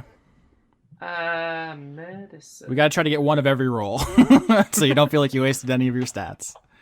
18 on medicine. That's good. Yeah, McQuack was taught how to be a doctor. He's never once used it because, That's a poor person thing. yeah, that's getting your hands dirty, very literally. Ugh. Now, are you still, do the fizzy lifting drinks wear off, or are you just like grabbing on to Henri as like falling down at the kite man? Well, you know what? I think much like Charlie and the Chocolate Factory, while not burping, you do slowly start to come down. Can ducks fart? That's a question. Is that a solution? No. Well, actually, I know the answer to that because my mom has a pet duck and they can. Oh, wow. Well, that's the solution to McQuack can't burp. All right. So, McQuack slowly lowers to the floor and checks on the hog, who is very tired, but not critically injured, and you are able to soothe it as it takes a little nap on the floor. Hedgehog snore, in case you didn't know. Oh. It's very good. At this point, as the wheel slows down, Henri, you can come to a rest from your swinging adventure. McQuack gets down to the floor, and Marquis, you're still in your globe. You can come out anytime you want. There's no more danger. But I will say the black door you came through opens, and on the other side, you hear the sound of applause. I haven't heard that in a long, long time. Please clap. I'm assuming that we are the winners of the winners' room. The winners of the winners of the winners. As you say that, McQuack, you hear a voice boom out from every direction, and it says, "You've solved my puzzle!" Is it a Skeksis? Maybe! Marquis! Come out and claim your prize! McQuack confidently strolls in that direction. There is nothing suspicious about this. Marquis is now less trusting of everything and moves towards it with a little less confidence. Yeah, I will say everyone heals up from hit dice at this point as you stumble, shaking and bleeding out of the roulette room, and you see that the casino has ceased all activity. All the animals are kind of standing creepily at attention, like eyes glassy, not Staring at you. exactly. All the patrons seem to have disappeared, and The room is like all red now. uh-oh. Everything's red. A red room. Oh. And the voice says, my name is Jebediah Spookinelli, or as my friends call me, Mr. Spooky. Is this a situation like the surname Baker? Is this one of those things where you sort of fall into it with the family name or something? It was not my dream to run a casino.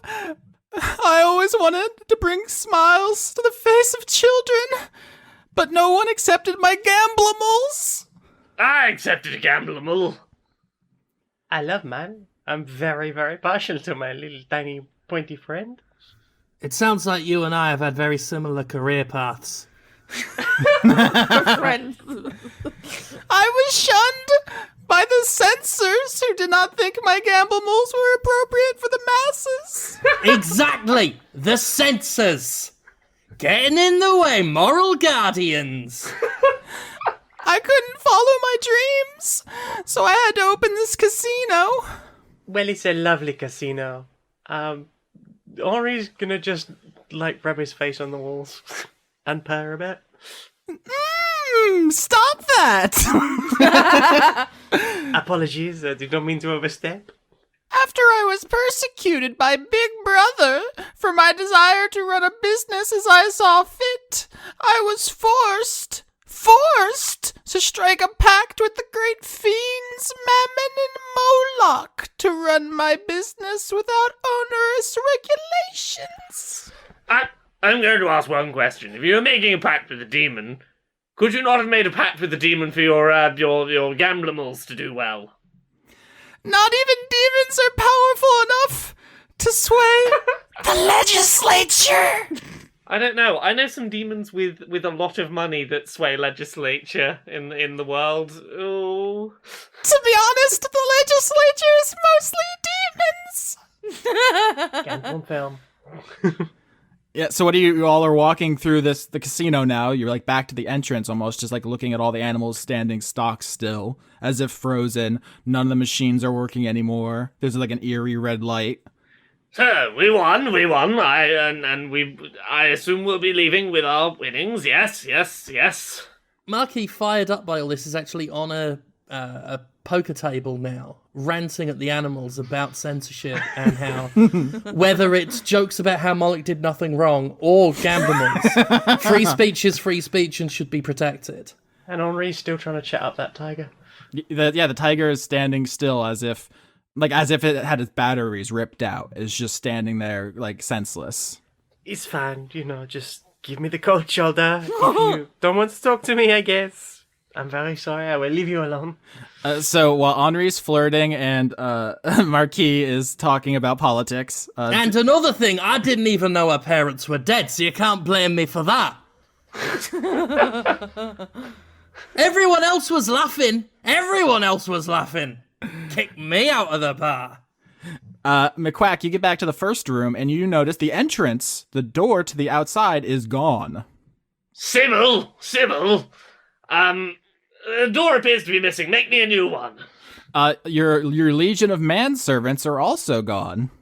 Oh no, not the manservants. The manservants. That's rather hoping we might see Cyril again. The world outside is cruel. They stifle your ambitions. They won't let you sell gamblimals. Why would you ever want to go back? And there's a long list of words I'm not allowed to say anymore. They were perfectly fine to say 20 years ago. Well. Markie is loving this. This is exactly your kind of person. Yeah. This is absolutely everything that he stands for. McQuack just responds, well, I loved your gamblimal, and, I can't go and spread the word about how much I love your gamblimals with my, vast fortune with which I could put into, advertising and whatnot, if I'm not allowed to live. Jebediah Spookinelli says, wouldn't you rather stay here with me? Forever? Why would I want to stay here forever, when outside, all of this money that I have in here could be making compound interest in a high-yield bond? Bond, you say? Question. Checks out. If I stay here forever, will you give me a Saturday night slot for a stand-up set? As long as you don't unionize. Never cared for the unions anyway. It's full of snowflakes. Oh my god. I must say, the unions are rather terrible for my bottom line. They want living wages. Somebody say bottom? I love that two of the characters are like just the guy. They're the same as the guy. Okay, investigation. Uh-huh. I want to look for weaknesses in this house man. Or he's in a man house.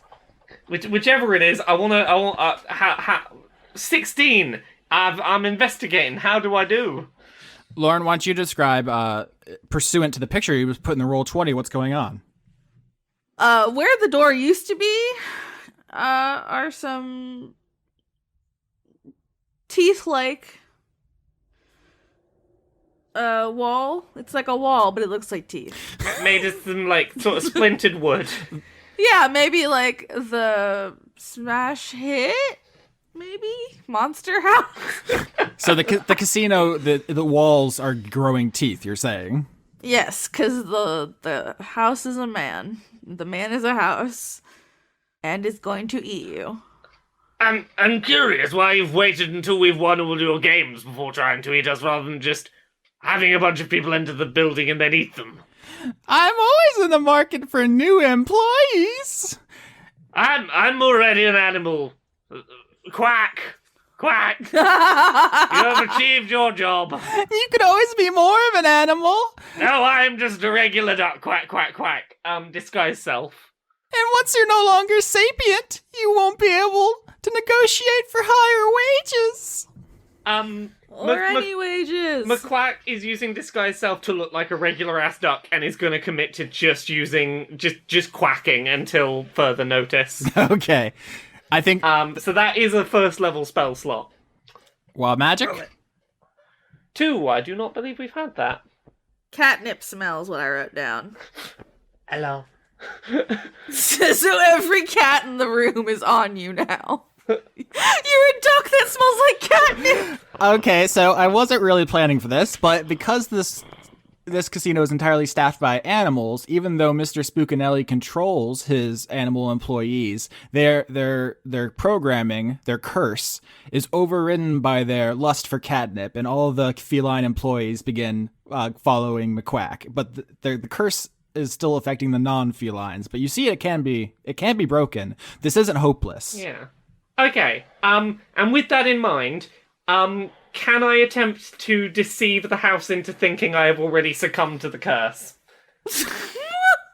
I love your idea, except for the thing is that the walls, which are now lined with teeth, begin opening up terrible maws of flame, like demonic flame and hellfire. And Mr. Spookinelli says, "If you want to accept my job offer, just come on in." If you want to accept the curse and become an animal shackled to this casino, you can enter his terrible demon mouth. Are there any other ducks around this casino? Sure. Shove one in there. Can I go hide with the other duck so he doesn't know which duck I am? Sure. Are you going to grab the other duck by the head and just do a quick 5-got Monty? Yeah. And I'm going to stick near the other duck so that the fact that the cats are following me doesn't give me away. Follow the duck, follow the duck. Ladies and gentlemen, put your money So down. there's just a couple of ducks and then a bunch of cats. What the fuck is happening? Henri and Marquis, what do you do? Henri's going to take a moment to just sit on the floor and just clean himself. Like, leg way above head. Just Leggy out.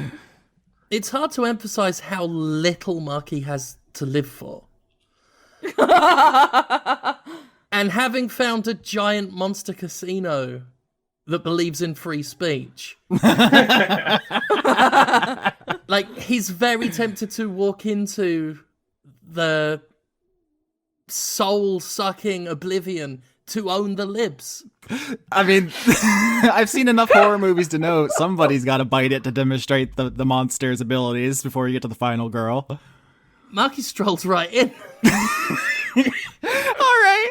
I don't think they expected that. Jebediah Spookinelli devours the Marquis Hailquim. And what kind of animal do you get transmogrified into? A hairless dog. Aww. Oh. I was going to say, does he turn into a pig?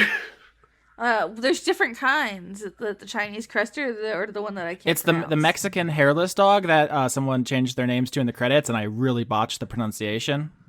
I know who that guy is. I just don't know how to say it. Zolit Sun. Oh, fuck me. It's XOLOITZCUINTLI. Impossible to pronounce, but all right. So That's you now. yeah, Marquis Hailquim is now a hairless dog and comes like padding out of the hellmouth, just compliant and nice. You still talk though. Yeah, you could still talk, but you can't. You've signed an NDA vis-a-vis the curse. Oh no, that's not very free speechy. Why not go in there? Join the Spookinelli family.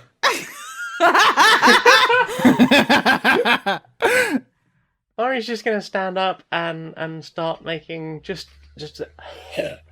and just slightly backing up, like arse in the air, front paws forward. So you're coughing up a hairball, correct? I'm attempting to gross out the house, yes. You don't want me? I have hairballs. Yeah, I don't think the house is particularly impressed. In fact, On his good carpet. I think a crystal chandelier is going to fall on you. Dexterity saving throw. Oh no. 9. Fail. You take 10 damage as it hits you and knocks you to the ground, and it looks like the casino's going to start fighting back if you don't accept his offer.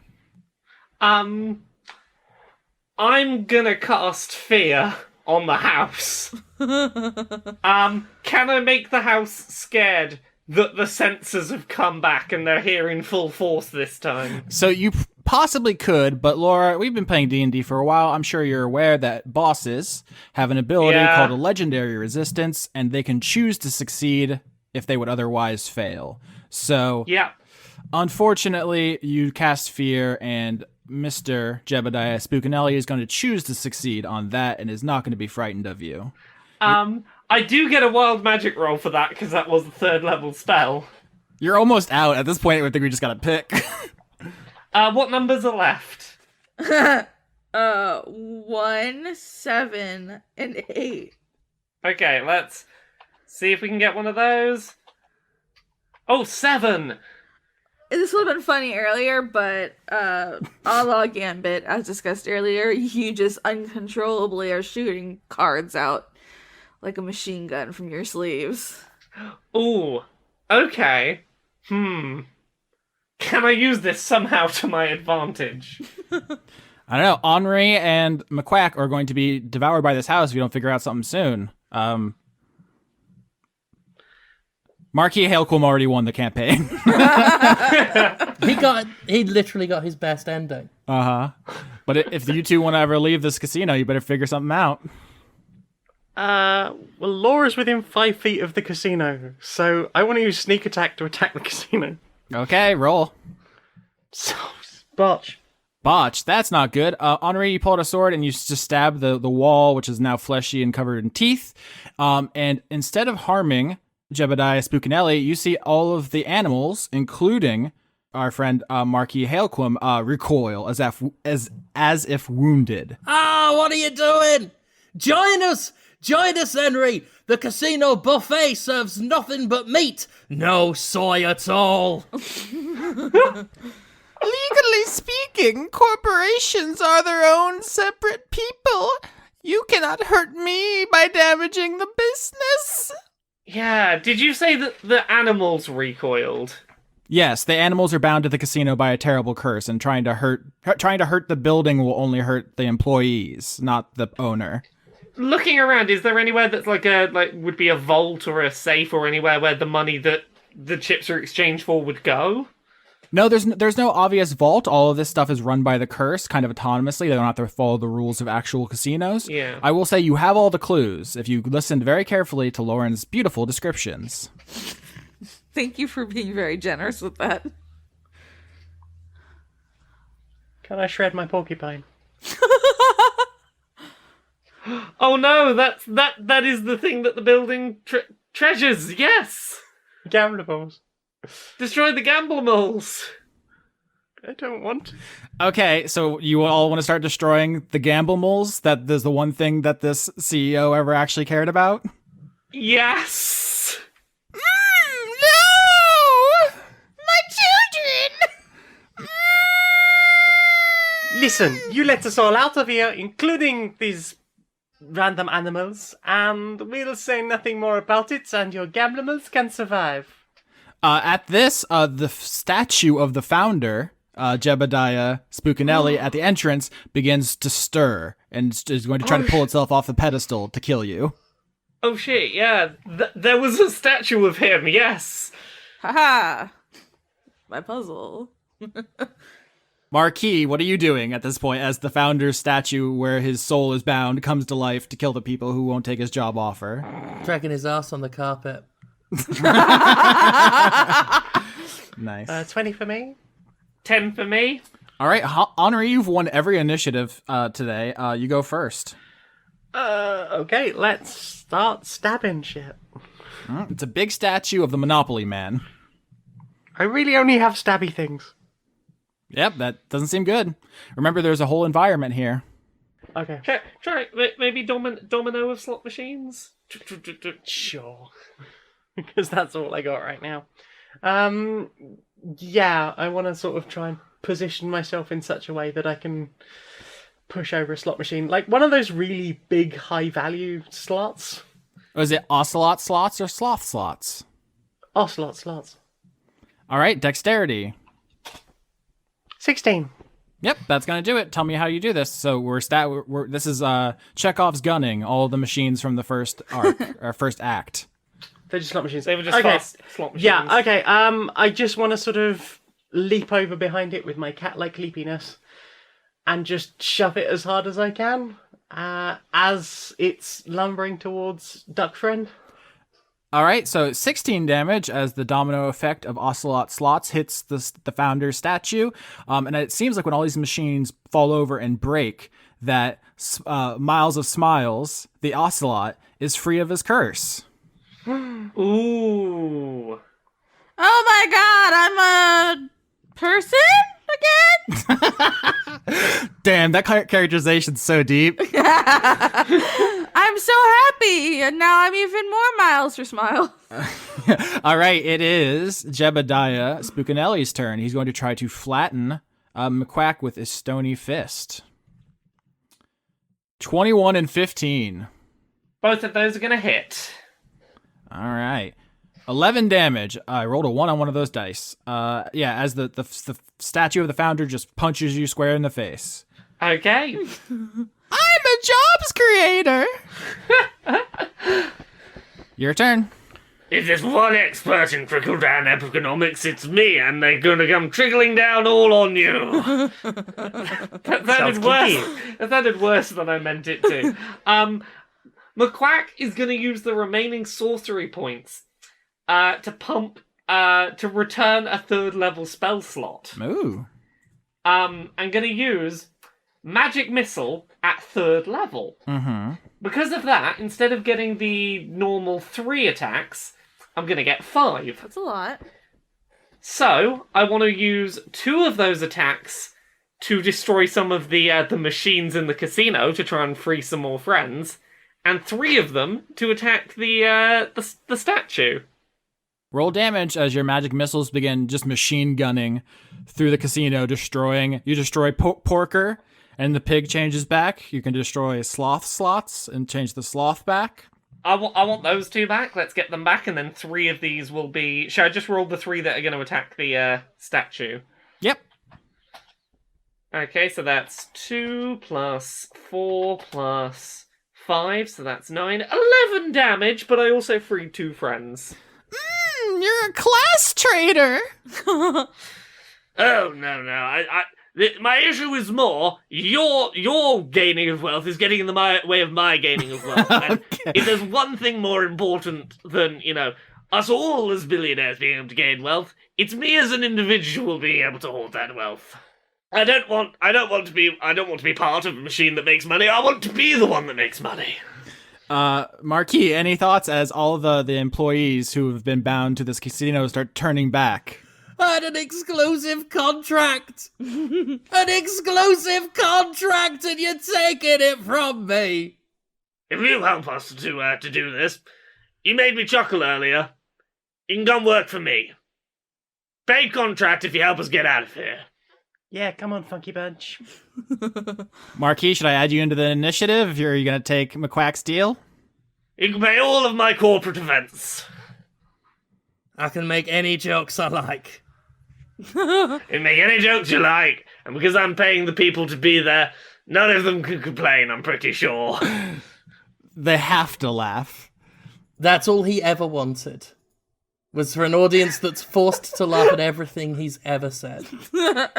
God, we've created the worst fucking character. Marquis Hailquim, it's your turn. You're a hairless dog. What do you do?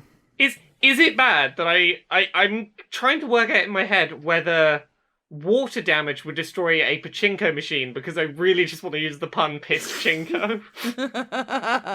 Piss-chinko.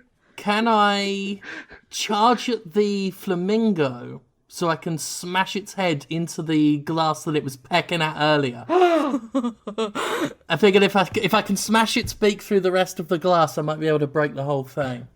Yeah, this wasn't what I was setting up. I was thinking maybe you could bust through the glass to escape the pachinko machine, but this is another way to bring it full circle. You smash the flamingo's face through the glass, freeing him for his curse, but also really hurting his noggin.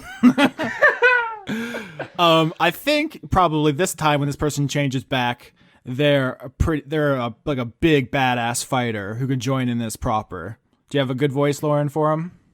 I'm Mr. Bubbles. You're a good egg, Lauren. Let's kick some house ass. All right, Mr. Bubbles is gonna charge in. He's gonna pick up a roll of quarters. Oh, I was saying like a whole metal bar stool. Okay, I was thinking like a bag full of quarters. Okay, come on. I'm gonna take off a sock. I'm gonna fill it full of quarters. Yeah, exactly. And Mr. Bubbles is gonna go ham on the statue. Eat shit, motherfucker! Henri, your turn. Okay, I'm gonna run over to the craps table and just start just claw straight through all the bays. Just really tear that thing up. You tear the craps table apart, and the crab turns back. Lauren. What if he was just a crab before? But now he does have a knife. Yeah, now he has his knife back. He's got a knife. No. You idiot, we've all got knives. We all got knives. He's just gonna start stabbing the floor. Okay. He's a crab. Very unhelpful. That's what Mr. Bubbles is for. So Mr. Spookinelli picks up 2 polar bears and begins wielding them. You just wield polar bears? He's absolutely wielding polar bears against, I think, the ungrateful employee Marquis Hailquim. 12 and 7. Do either of those hit? Do the polar bears hit? The 12 does, yes. Oh wait, no, hold on. I think I forgot to add my dex when I did that, so that'd be Too late, I've already hit you. lesson learned. He bonks you with an entire polar bear. Okay. All right, and now it is... I can't read my own handwriting, so I guess it could be anybody's turn. McQuack, it's your turn. Okay, I'm gonna do my final sorcery point to get back one magic missile, to do one more magic missile. Targeting the Outback Blackjack for one, and the statue for the other. Now, the kangaroo is established as being incredibly jacked. When he turns back into a person, is he not jacked for the contrast? He's a giant. Oh, like an actual giant, the Yeah. D&D creature. Yes. So he just immediately bursts into the ceiling. Yep. 3 damage to the statue, plus one of those final remaining wild magics. Oh, please, yes. So was it 7 and 8? No, 1 and 8. Yes, I need a 1 or an 8. They're both very good for what's happening, in my opinion. We'll get there in a second. Like, I'm just gonna keep going until we get one. Absolute nonsense. Oh, 8! My 8 says Sasquatch hovering in a T pose. Is that what I become? No, you get one. Sasquatch appears in the room, hovering in a T-pose to establish dominance. Can I tell it to charge? Happy Halloween, motherfuckers! Yeah. It's just gonna... What's it charging, the statue? Yeah, Austin, what is Sasquatch stats? Yeah, McQuack is just gonna shout, Finally, another man-serpent! Off you go! Attack! No, the Sasquatch is going to crowd in to Spookinelli's space, just really hover over him aggressively and giving anyone who attacks him advantage. Nice. Marquis Hailquim, it's your turn. I'm going to get behind the sloth slots and start chewing at the power cable. That's so goblin. Total goblin. All right, so you tear up the sloth slots, turning what's the sloth turn into? A track and field star. It's full running gear, ready to go. They came into a casino ready to go to a track meet? They were like, oh man, I forgot to bring a bottle of water. I could probably buy one in the casino. Oh no, I'm a sloth.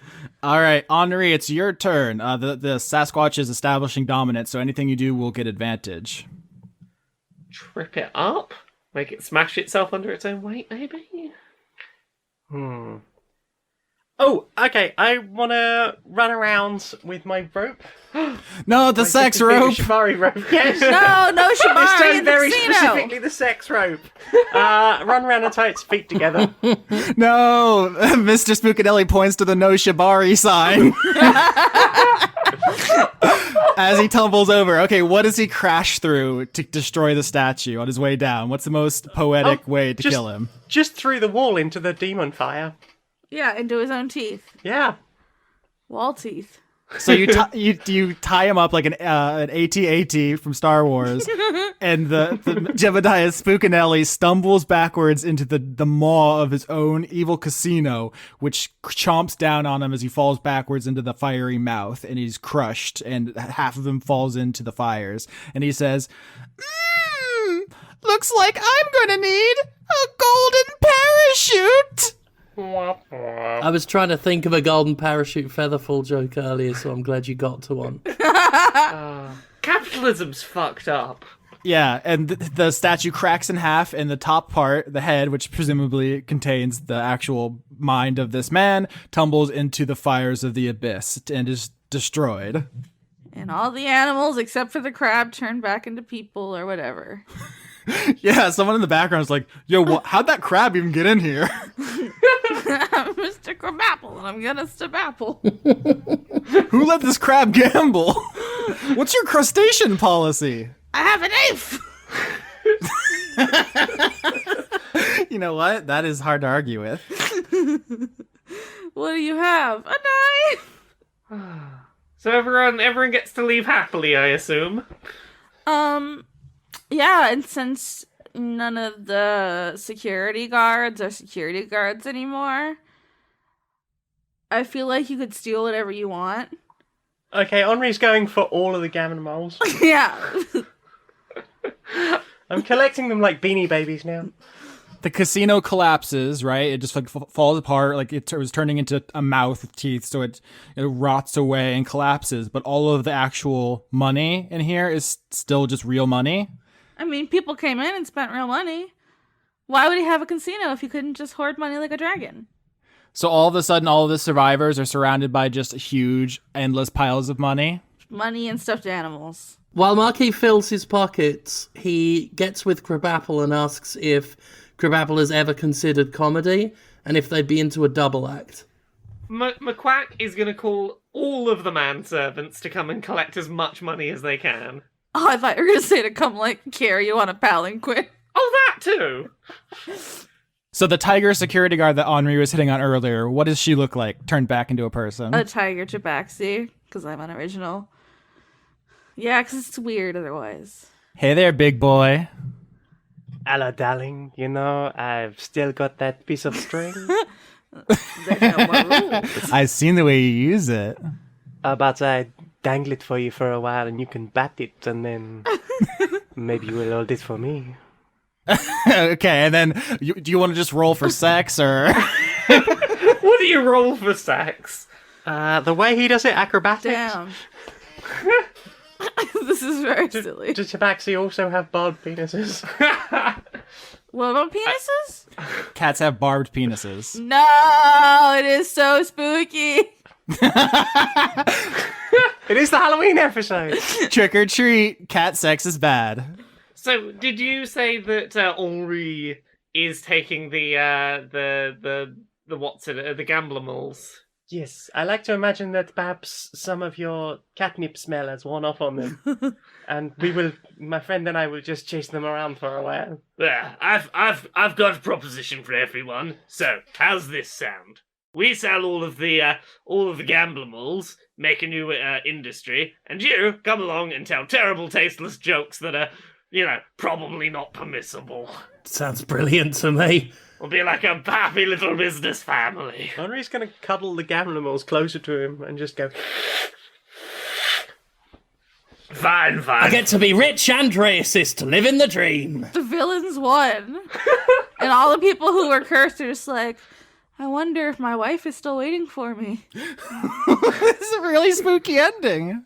I mean, if she's nuts. I don't have a job. Has my house been foreclosed on? Yeah, McQuack ignores all of their cries and just sort of heads off into the sunset with his new racist comedian friend. On the palanquin.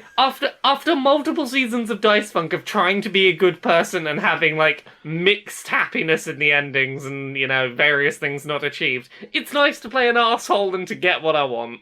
I'm just pleased I got to abuse Austin with yet another pun name. Hooray!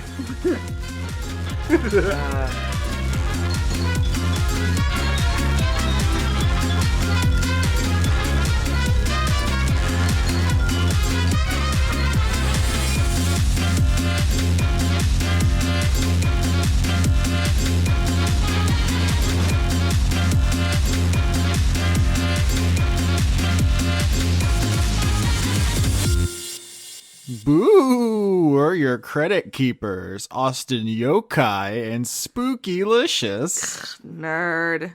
No one got Austin Yokai when I did it because Americans have no culture. I did. Are you doing Austin Gorski again this year? Oh, I guess that's more accessible. Should I be Austin Gorski? It's good. Okay, I'll be Austin Gorski. We're getting spooky here. Mm-hmm. Debt collector. Now I'm spooked. Ooh, responsibilities. I am. I'm already thinking about pumpkins and bats and candy. I do like candy. All right, October 2019 credits. I have a special spooky Halloween announcement, which is I went through and I changed it from alphabetical to pledge. So now if you want to stunt on all the rest of the community, you can get on the top of the list by having more success in our capitalist system. That seems rude. Is it? Yeah, man. Gotta let the poors play too, I say, as a poor. People were gaming the system. They were just putting more and more punctuation at the beginning of their name to skip it to the top. And Austin's having none of that. No, also, I just realized I could do that. I'm extremely dumb. Executive producers for Halloween 2019. Oh, that's what this month is called, Halloween. The whole month is Halloween. Joseph Tombrello. Extellaris. Jade, Squire of Sir Octopus. Octopus. Arcanist of Rhyolea. Brent, still every episode of Dice Funk. Goatley. Devin, Conduit of Evolution. I bet there's going to be some new EVs for Sword and Shield. Oh, fuck. Give me that new EV. The Cult of Gorfanax. That's the sound of you looking for your place. It sure Rob Dakin, Conduit of Delay. Johnny is my celebrity hall pass. Fuck you too, Austin. See, that makes sense. I would fuck Johnny. Paul Mullen.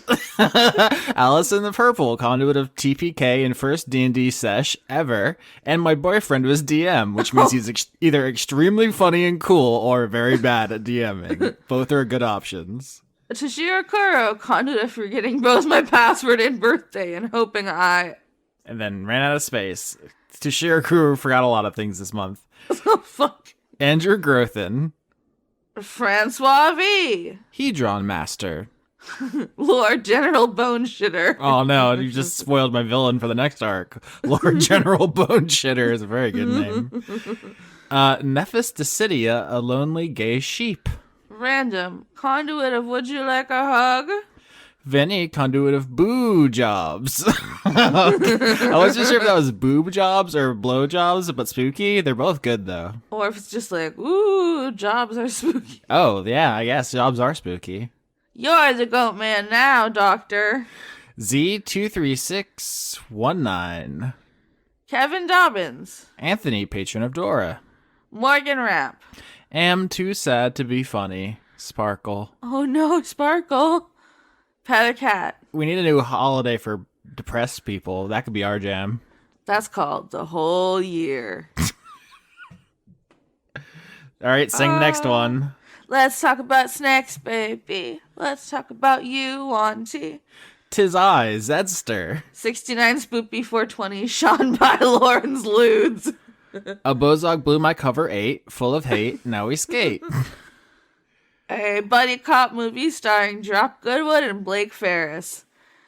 I feel like having Conrad and Johnny in the same call. It's a powerful amount of whiteness.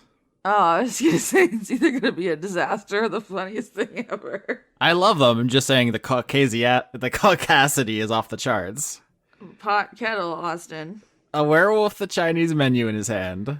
Aaron Norgard. Abigail Grace. Adrian Y. Aftershock, conduit of Austin's favorite date ooze.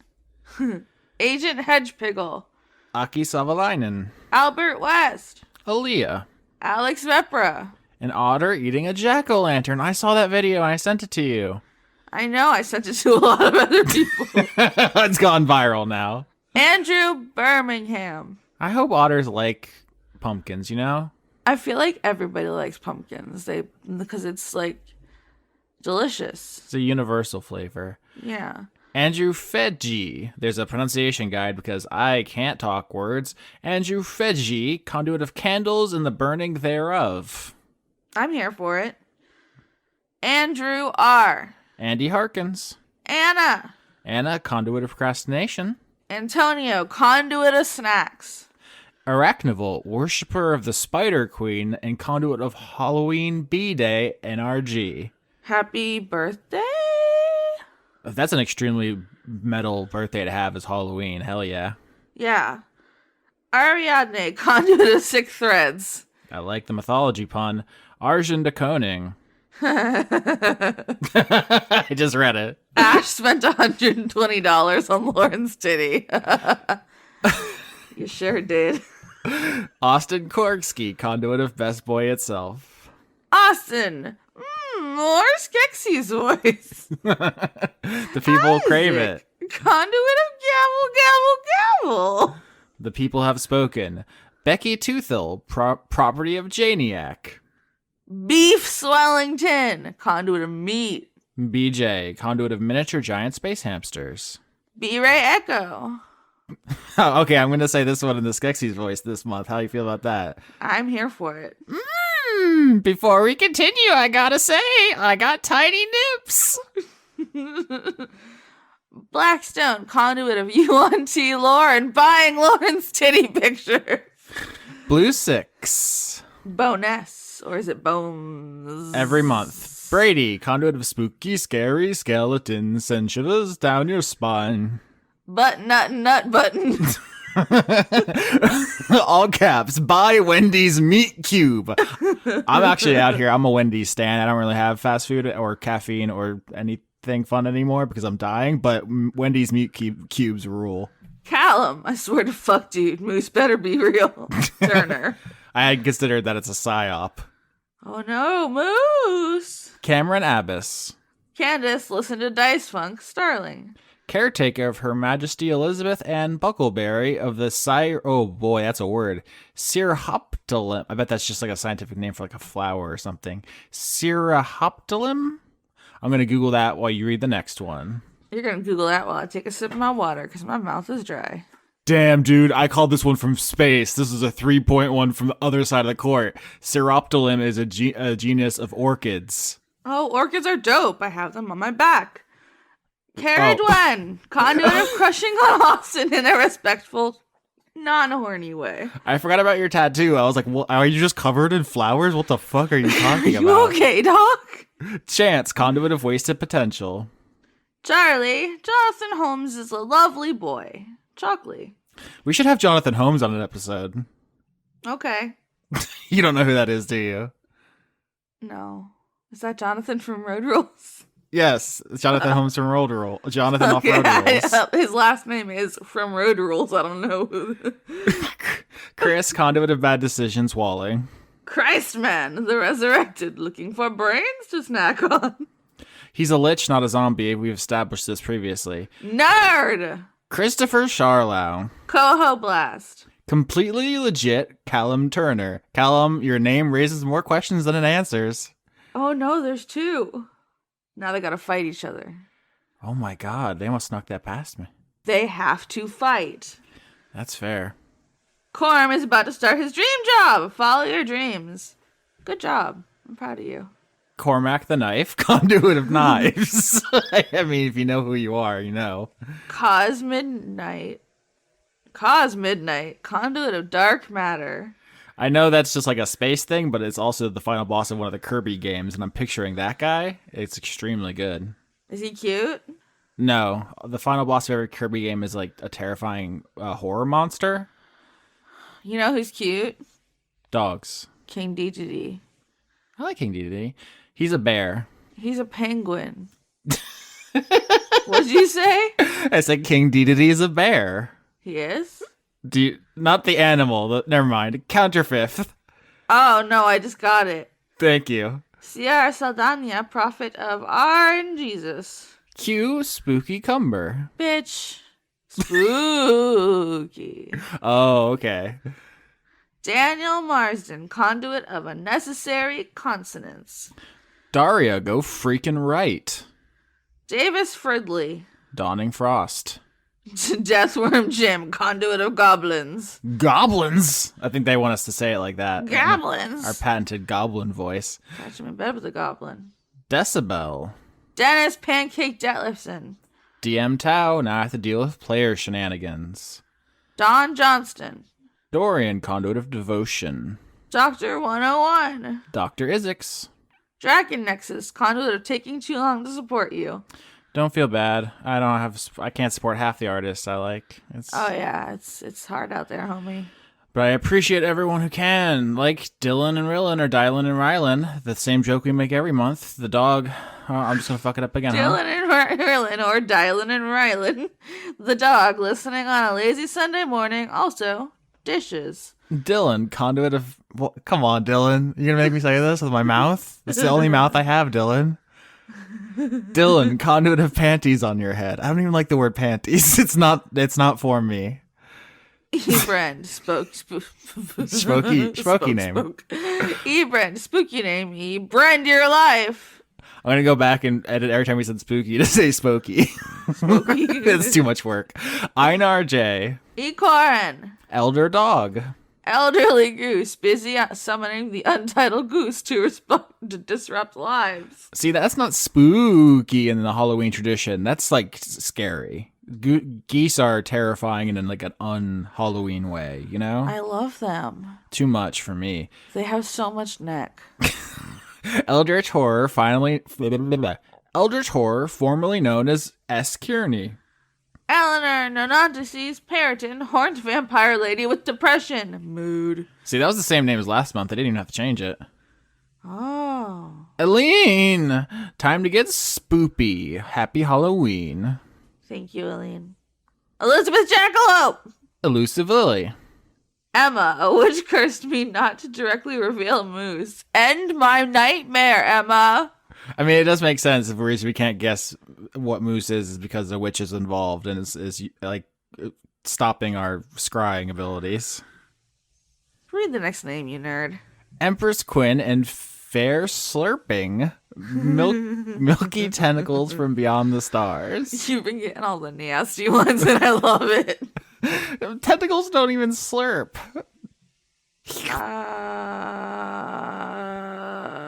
Indigo Vandane. Did you lose your place again? No. Erwin Lelagadek. Oh, apparently there's maintenance people here. Hello. Doing loud stuff outside. Oops.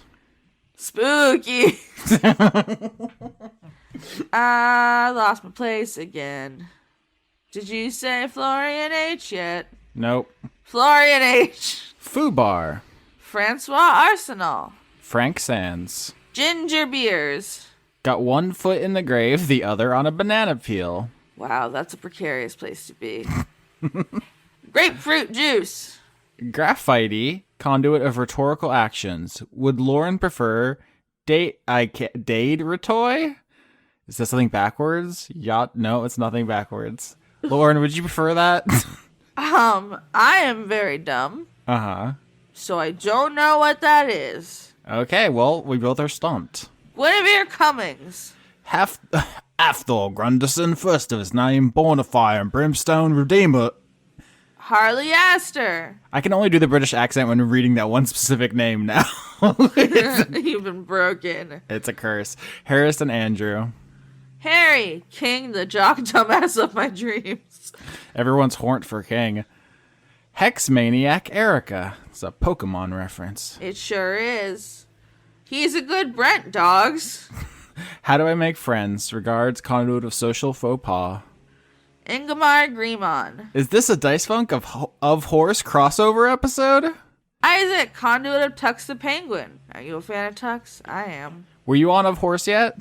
I was on it. The episode hasn't come out yet. Okay. Jaden. James Neely. Janiac, the spoop Miss Dom is ready to spank some pumpkins. Okay. Jaspel, certified god of sherbet. They already have the facial expressions for the spankings, I feel like. Oh, they're like, there's definitely small lines from the outside noise. That's fine. It's spooky. J. Logan, conduit of queerness, mage of life. Jealous goddess cosplay. Jen. Jenny Colby. Jerry, God, I'm tired, flowers. Mood, Jerry. Jermaine Walls, conduit of cryptid grappling. That's called snuggling. Jess Faget, conduit of veggies. Joanna the Wrench Witch. Are pumpkins veggies? I know they're gourds. Is a gourd a veggie? I don't know. John Madera will be a polar bear in the next Bloody Roar. John Potts. What do you want to be in the next Bloody Roar? Me? Mm-hmm. A beluga. Okay. John Barnett, conduit of pillows. John, conduit. That's something else. No! John, conduit of subpar joke names. Josie, Revengeance, Paladin of Sun Dragons. Man, the Revengeance soundtrack whips ass. Have you listened to it recently? I asked rhetorically, knowing you haven't played Revengeance. A cat is here now. Okay, well... I care about that more than the thing you just said. It's because you haven't listened to it. It whips ass. I bet it does. Oh, fuck, I lost my place again. Oh my god, are you okay? I'm sleepy. Jew-Man Jack. The Ripper was a punk-ass incel. Support sex workers. Tell Jack the Ripper to fuck off. Julian Phillips, conduit of Kaizen. Just a jester. Justin, conduit of loving monster people. I was thinking earlier how there's like no humans in this season at all. Humans suck. All monster people. Jorgen, Indie Monster, Weinwick Ford, conduit of name butchering. Caster UK. Kate, conduit of semi-regular regret. Kiefer Lowe. Kelladry, not her magnificent cat Mitzi, who slew Kel in her sleep. Is there Mitzi. a cat murder?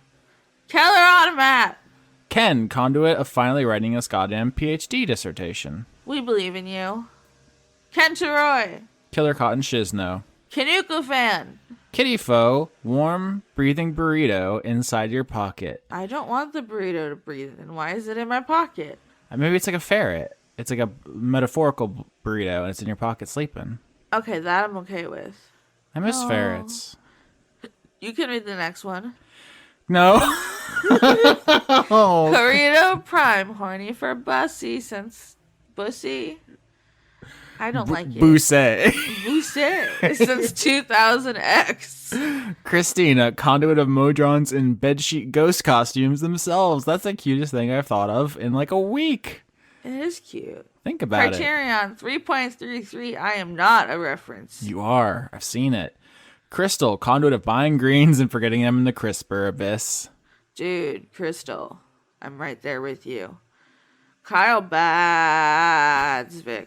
Only 2 A's, but I like your spirit. Kyle, president of the Drop Goodwood fan club. Lady, Leah Plardon is not a dinosaur, Lauren. Misfit, you know what I meant. You got owned, bench.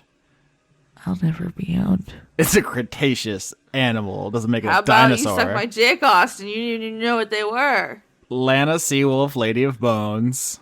Larry Yellingman, who has a really cool podcast called Humans Hollering at News, and I was on an episode. You should check it out. Wow, you cheated on our podcast, huh? Oh my god, you're such a baby. Lassie or Lass, Lasse, too poor to patron cruise last month. Sorry. Don't be sorry. It's a miracle anybody can do anything in 2019. Ever. I appreciate everything. It's amazing. Incredible. Mwah. I love Lauren's you. mom's grown duck conduit of cuddles. They got tired of you correcting them about whose duck it was. Well, because if I had a duck, there'd be a lot. It'd like literally be the only thing I talked about for like ever. Do you like ducks more than geese? They're different. You don't have the courage to take a stand. I like them both. Ducks are little homies, and then geese are little monsters that I love. Levi the Ghoulie Gob. Let Cordelia for you coward. I did. I've been so nice to Cordelia and her just the worst plans. She should be dead. You I cannot kill Lauren. I give you an inch and everyone demands I give you a yard. It's because they love me. They do. Also, who doesn't love Lauren? Liam Sutton, conduit of headaches. Lauren Cates, going for Halloween, has 17 pounds of Bozog kicks in a 10-pound bag. That would be great to explain to the cops. They're like, why'd you kick this person in half? And they're like, well, listen, there's a D&D podcast. This is going to take a while to explain. And then they just shoot you. Oh no. Loki, a meat prison fueled by pumpkin spice. It's relatable. Loot of my mouth. Ludovico Limited. Lulu Skidoo. Luther, the conduit of Berzico. Ooh. What do they go? Ooh. Ooh. Manticore Death Lord. Matt Collier. Matt Lackitz is finishing his goddamn PhD dissertation. Oh, the anxiety. I believe in you. We got a lot of doctors in these credits. Matthew, listen to Dice Funk and Neo Scum Schultz. Maximum Side Boob 8, Fellowship of the Side Boob. Maybe the real Squid Cap was the friends we made along the way. I have a confession to make. What's that? I drank some non-dairy chocolate milk, Oh no. and chocolate has caffeine in it, so I have been a bad boy. Why are you just in the middle of the credits feel you have to fucking narc on yourself? Because I couldn't think of a joke. Majin, conduit of screaming internally. Melbourne. Melissa the Dice Goblin. Oh, they gotta do the Skeksis voice. Melissa the Dice Goblin loves Skeksis voice. Michael Hall. They're all Skeksis. Mikkel Minkler. Conduit, Isn't it Michelle? conduit of Zungenbrecher.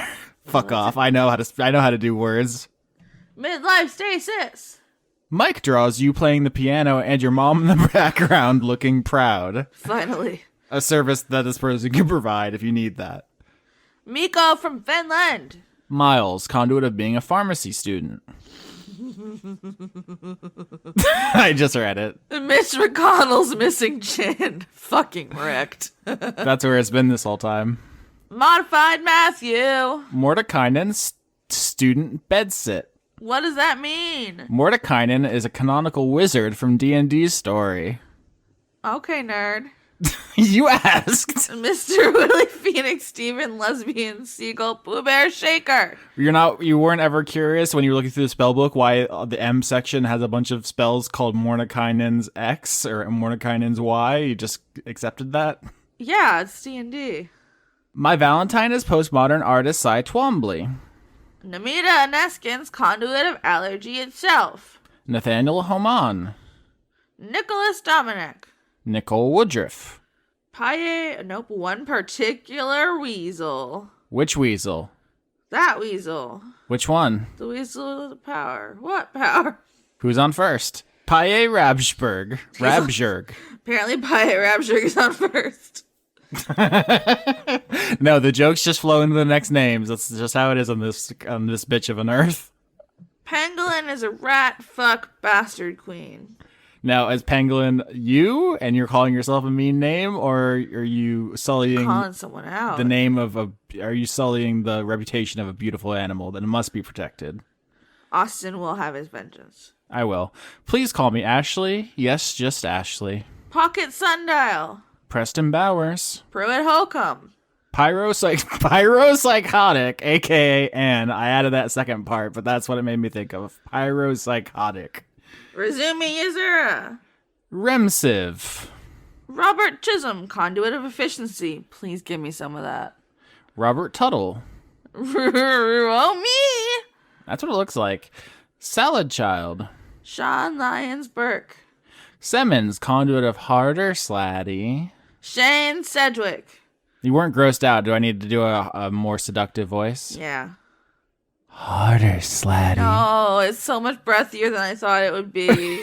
Shane Ware, conduit of hedonistic, pansexual, polyamorous switches. Sin Milk Tom. Sir Octopus, conduit of chivalrous cephalopods. Sir Professor Archibald H. Cactus, Esquire M.D. Wrangler of 30 to 50 feral hedgehogs. Give me all of them. Slime King Mike, Lord of the Phlegmathon. Spaghetto Depressi. Is that what it's called when all you can get is the buy one, get one spaghetti and sauce at Publix? The Spaghetto Depressi? I'm sorry for everyone who can't shop at Publix because they live in a better part of the better part of the country. There's no better part of the country than Publix, a worker-owned store. It does give money to bad politicians, but the employees get shares in the store, so that's good.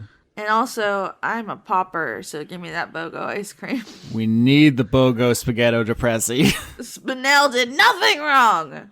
Spooky Jamie doesn't know what costume to wear. I think we had a great suggestion as Modron's wearing bed sheets.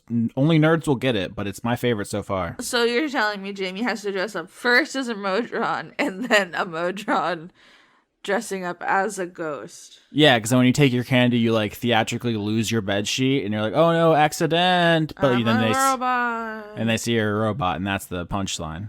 Stefan Lund, also known as Helgrim Stephenson. It's a real name, okay? It seems real enough. His last name is Yorsky. As if I'm gonna call somebody else out for their fucking Eastern European ass name. I mean, my actual original last name was Vegas, which is Hungarian. So Yeah, Sternad, conduit of consonants. Sweet dreams are made of these. Who am I to disagree? Sydney Marsing. Cyratha. That's quality Halloween pun. Tales of Inquiry. Good. Teraflops. The cast of Dungeons the Gathering. The murderous mongoose who is secretly standing directly behind you. See, that one's been here for a couple months, but now it has a spooky flavor that I enjoy. The Precursor. The skeleton conduit of boning. How have we not made that joke yet? I don't know, man. Titty Pics as Legal Tender 2020. That's Lauren's platform. We all know. I would be a fucking millionaire. You're the new Elon Musk. We would have to redistribute your wealth. Okay. Toby Gleason Stack. Tom Bowers. Transient Passerby. Shanus. Vigar Arnston.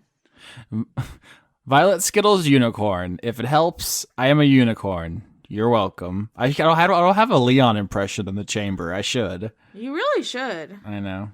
Warren Woolfolk. That's a good name for a sheep, character. Okay, so there's 3 in a row here, which start with numbers. It's X4, Anna, Zelda, Smudge, Persephone, Tortilla, Marty, Clemens, Ramses, Liam, and those are all cat names. Times 5, 9 months, 9 dice funk cats, 9 lives unite as one. And then times 6, the ceremony is complete. Math Tiger awakens. Prepare for math. No! I feel like this is like a thing that someone says before a magical girl transformation. Oh, it kind of does. 9 months, 9 dice funk cats, 9 lives unite as one. Da na na na na na na na na na. I agree. The cat's like Voltron into a magical girl. I would pay to see that. Zephosaurus! Yam spice latte. Oh my god. That actually sounds fucking delicious. Yams are delicious. Nobody at me. Zoltar the Viking death metal caterpillar, conduit of retribution. Haters coming at me talking all this crap. So I just tell them, yeah. I don't know if that was the inflection they wanted, but that's what they got. I just looked at our recording. We're at 35 minutes, which is truly unacceptable. A real failure of our abilities. Or if you think about it this way, it's spooky. I don't think of it that way at all. Support the show at patreon.com/AustinYorski, patreon.com/Weekly Manga Recap. That's Chris. Patreon.com/ofhorse. That's Conrad. Patreon.com/LauraKBuzz. That's Laura. We're also on everything from iTunes, Podbean, Google Play, blah, blah, blah. You know the things. They're in the description. Read them. Lauren, where are you? Rargalicious. RAWRGLICIOS. Twitter. I sell titty pics. Buy them. They're good. Music's in the description. Anything else? Sorry, Sketch. Bandcamp.sketch.com? Oh, I meant for the 36 minutes, but also .bandcamp.sketch.com.bandcamp. All right, we got to do a shorter one than 36 minutes. Take 2. I'll start at the top. Some of us want to go back to bed. Some of us should have read faster. Joseph Tombrello. Back to the top. I know where you live, and I will destroy you.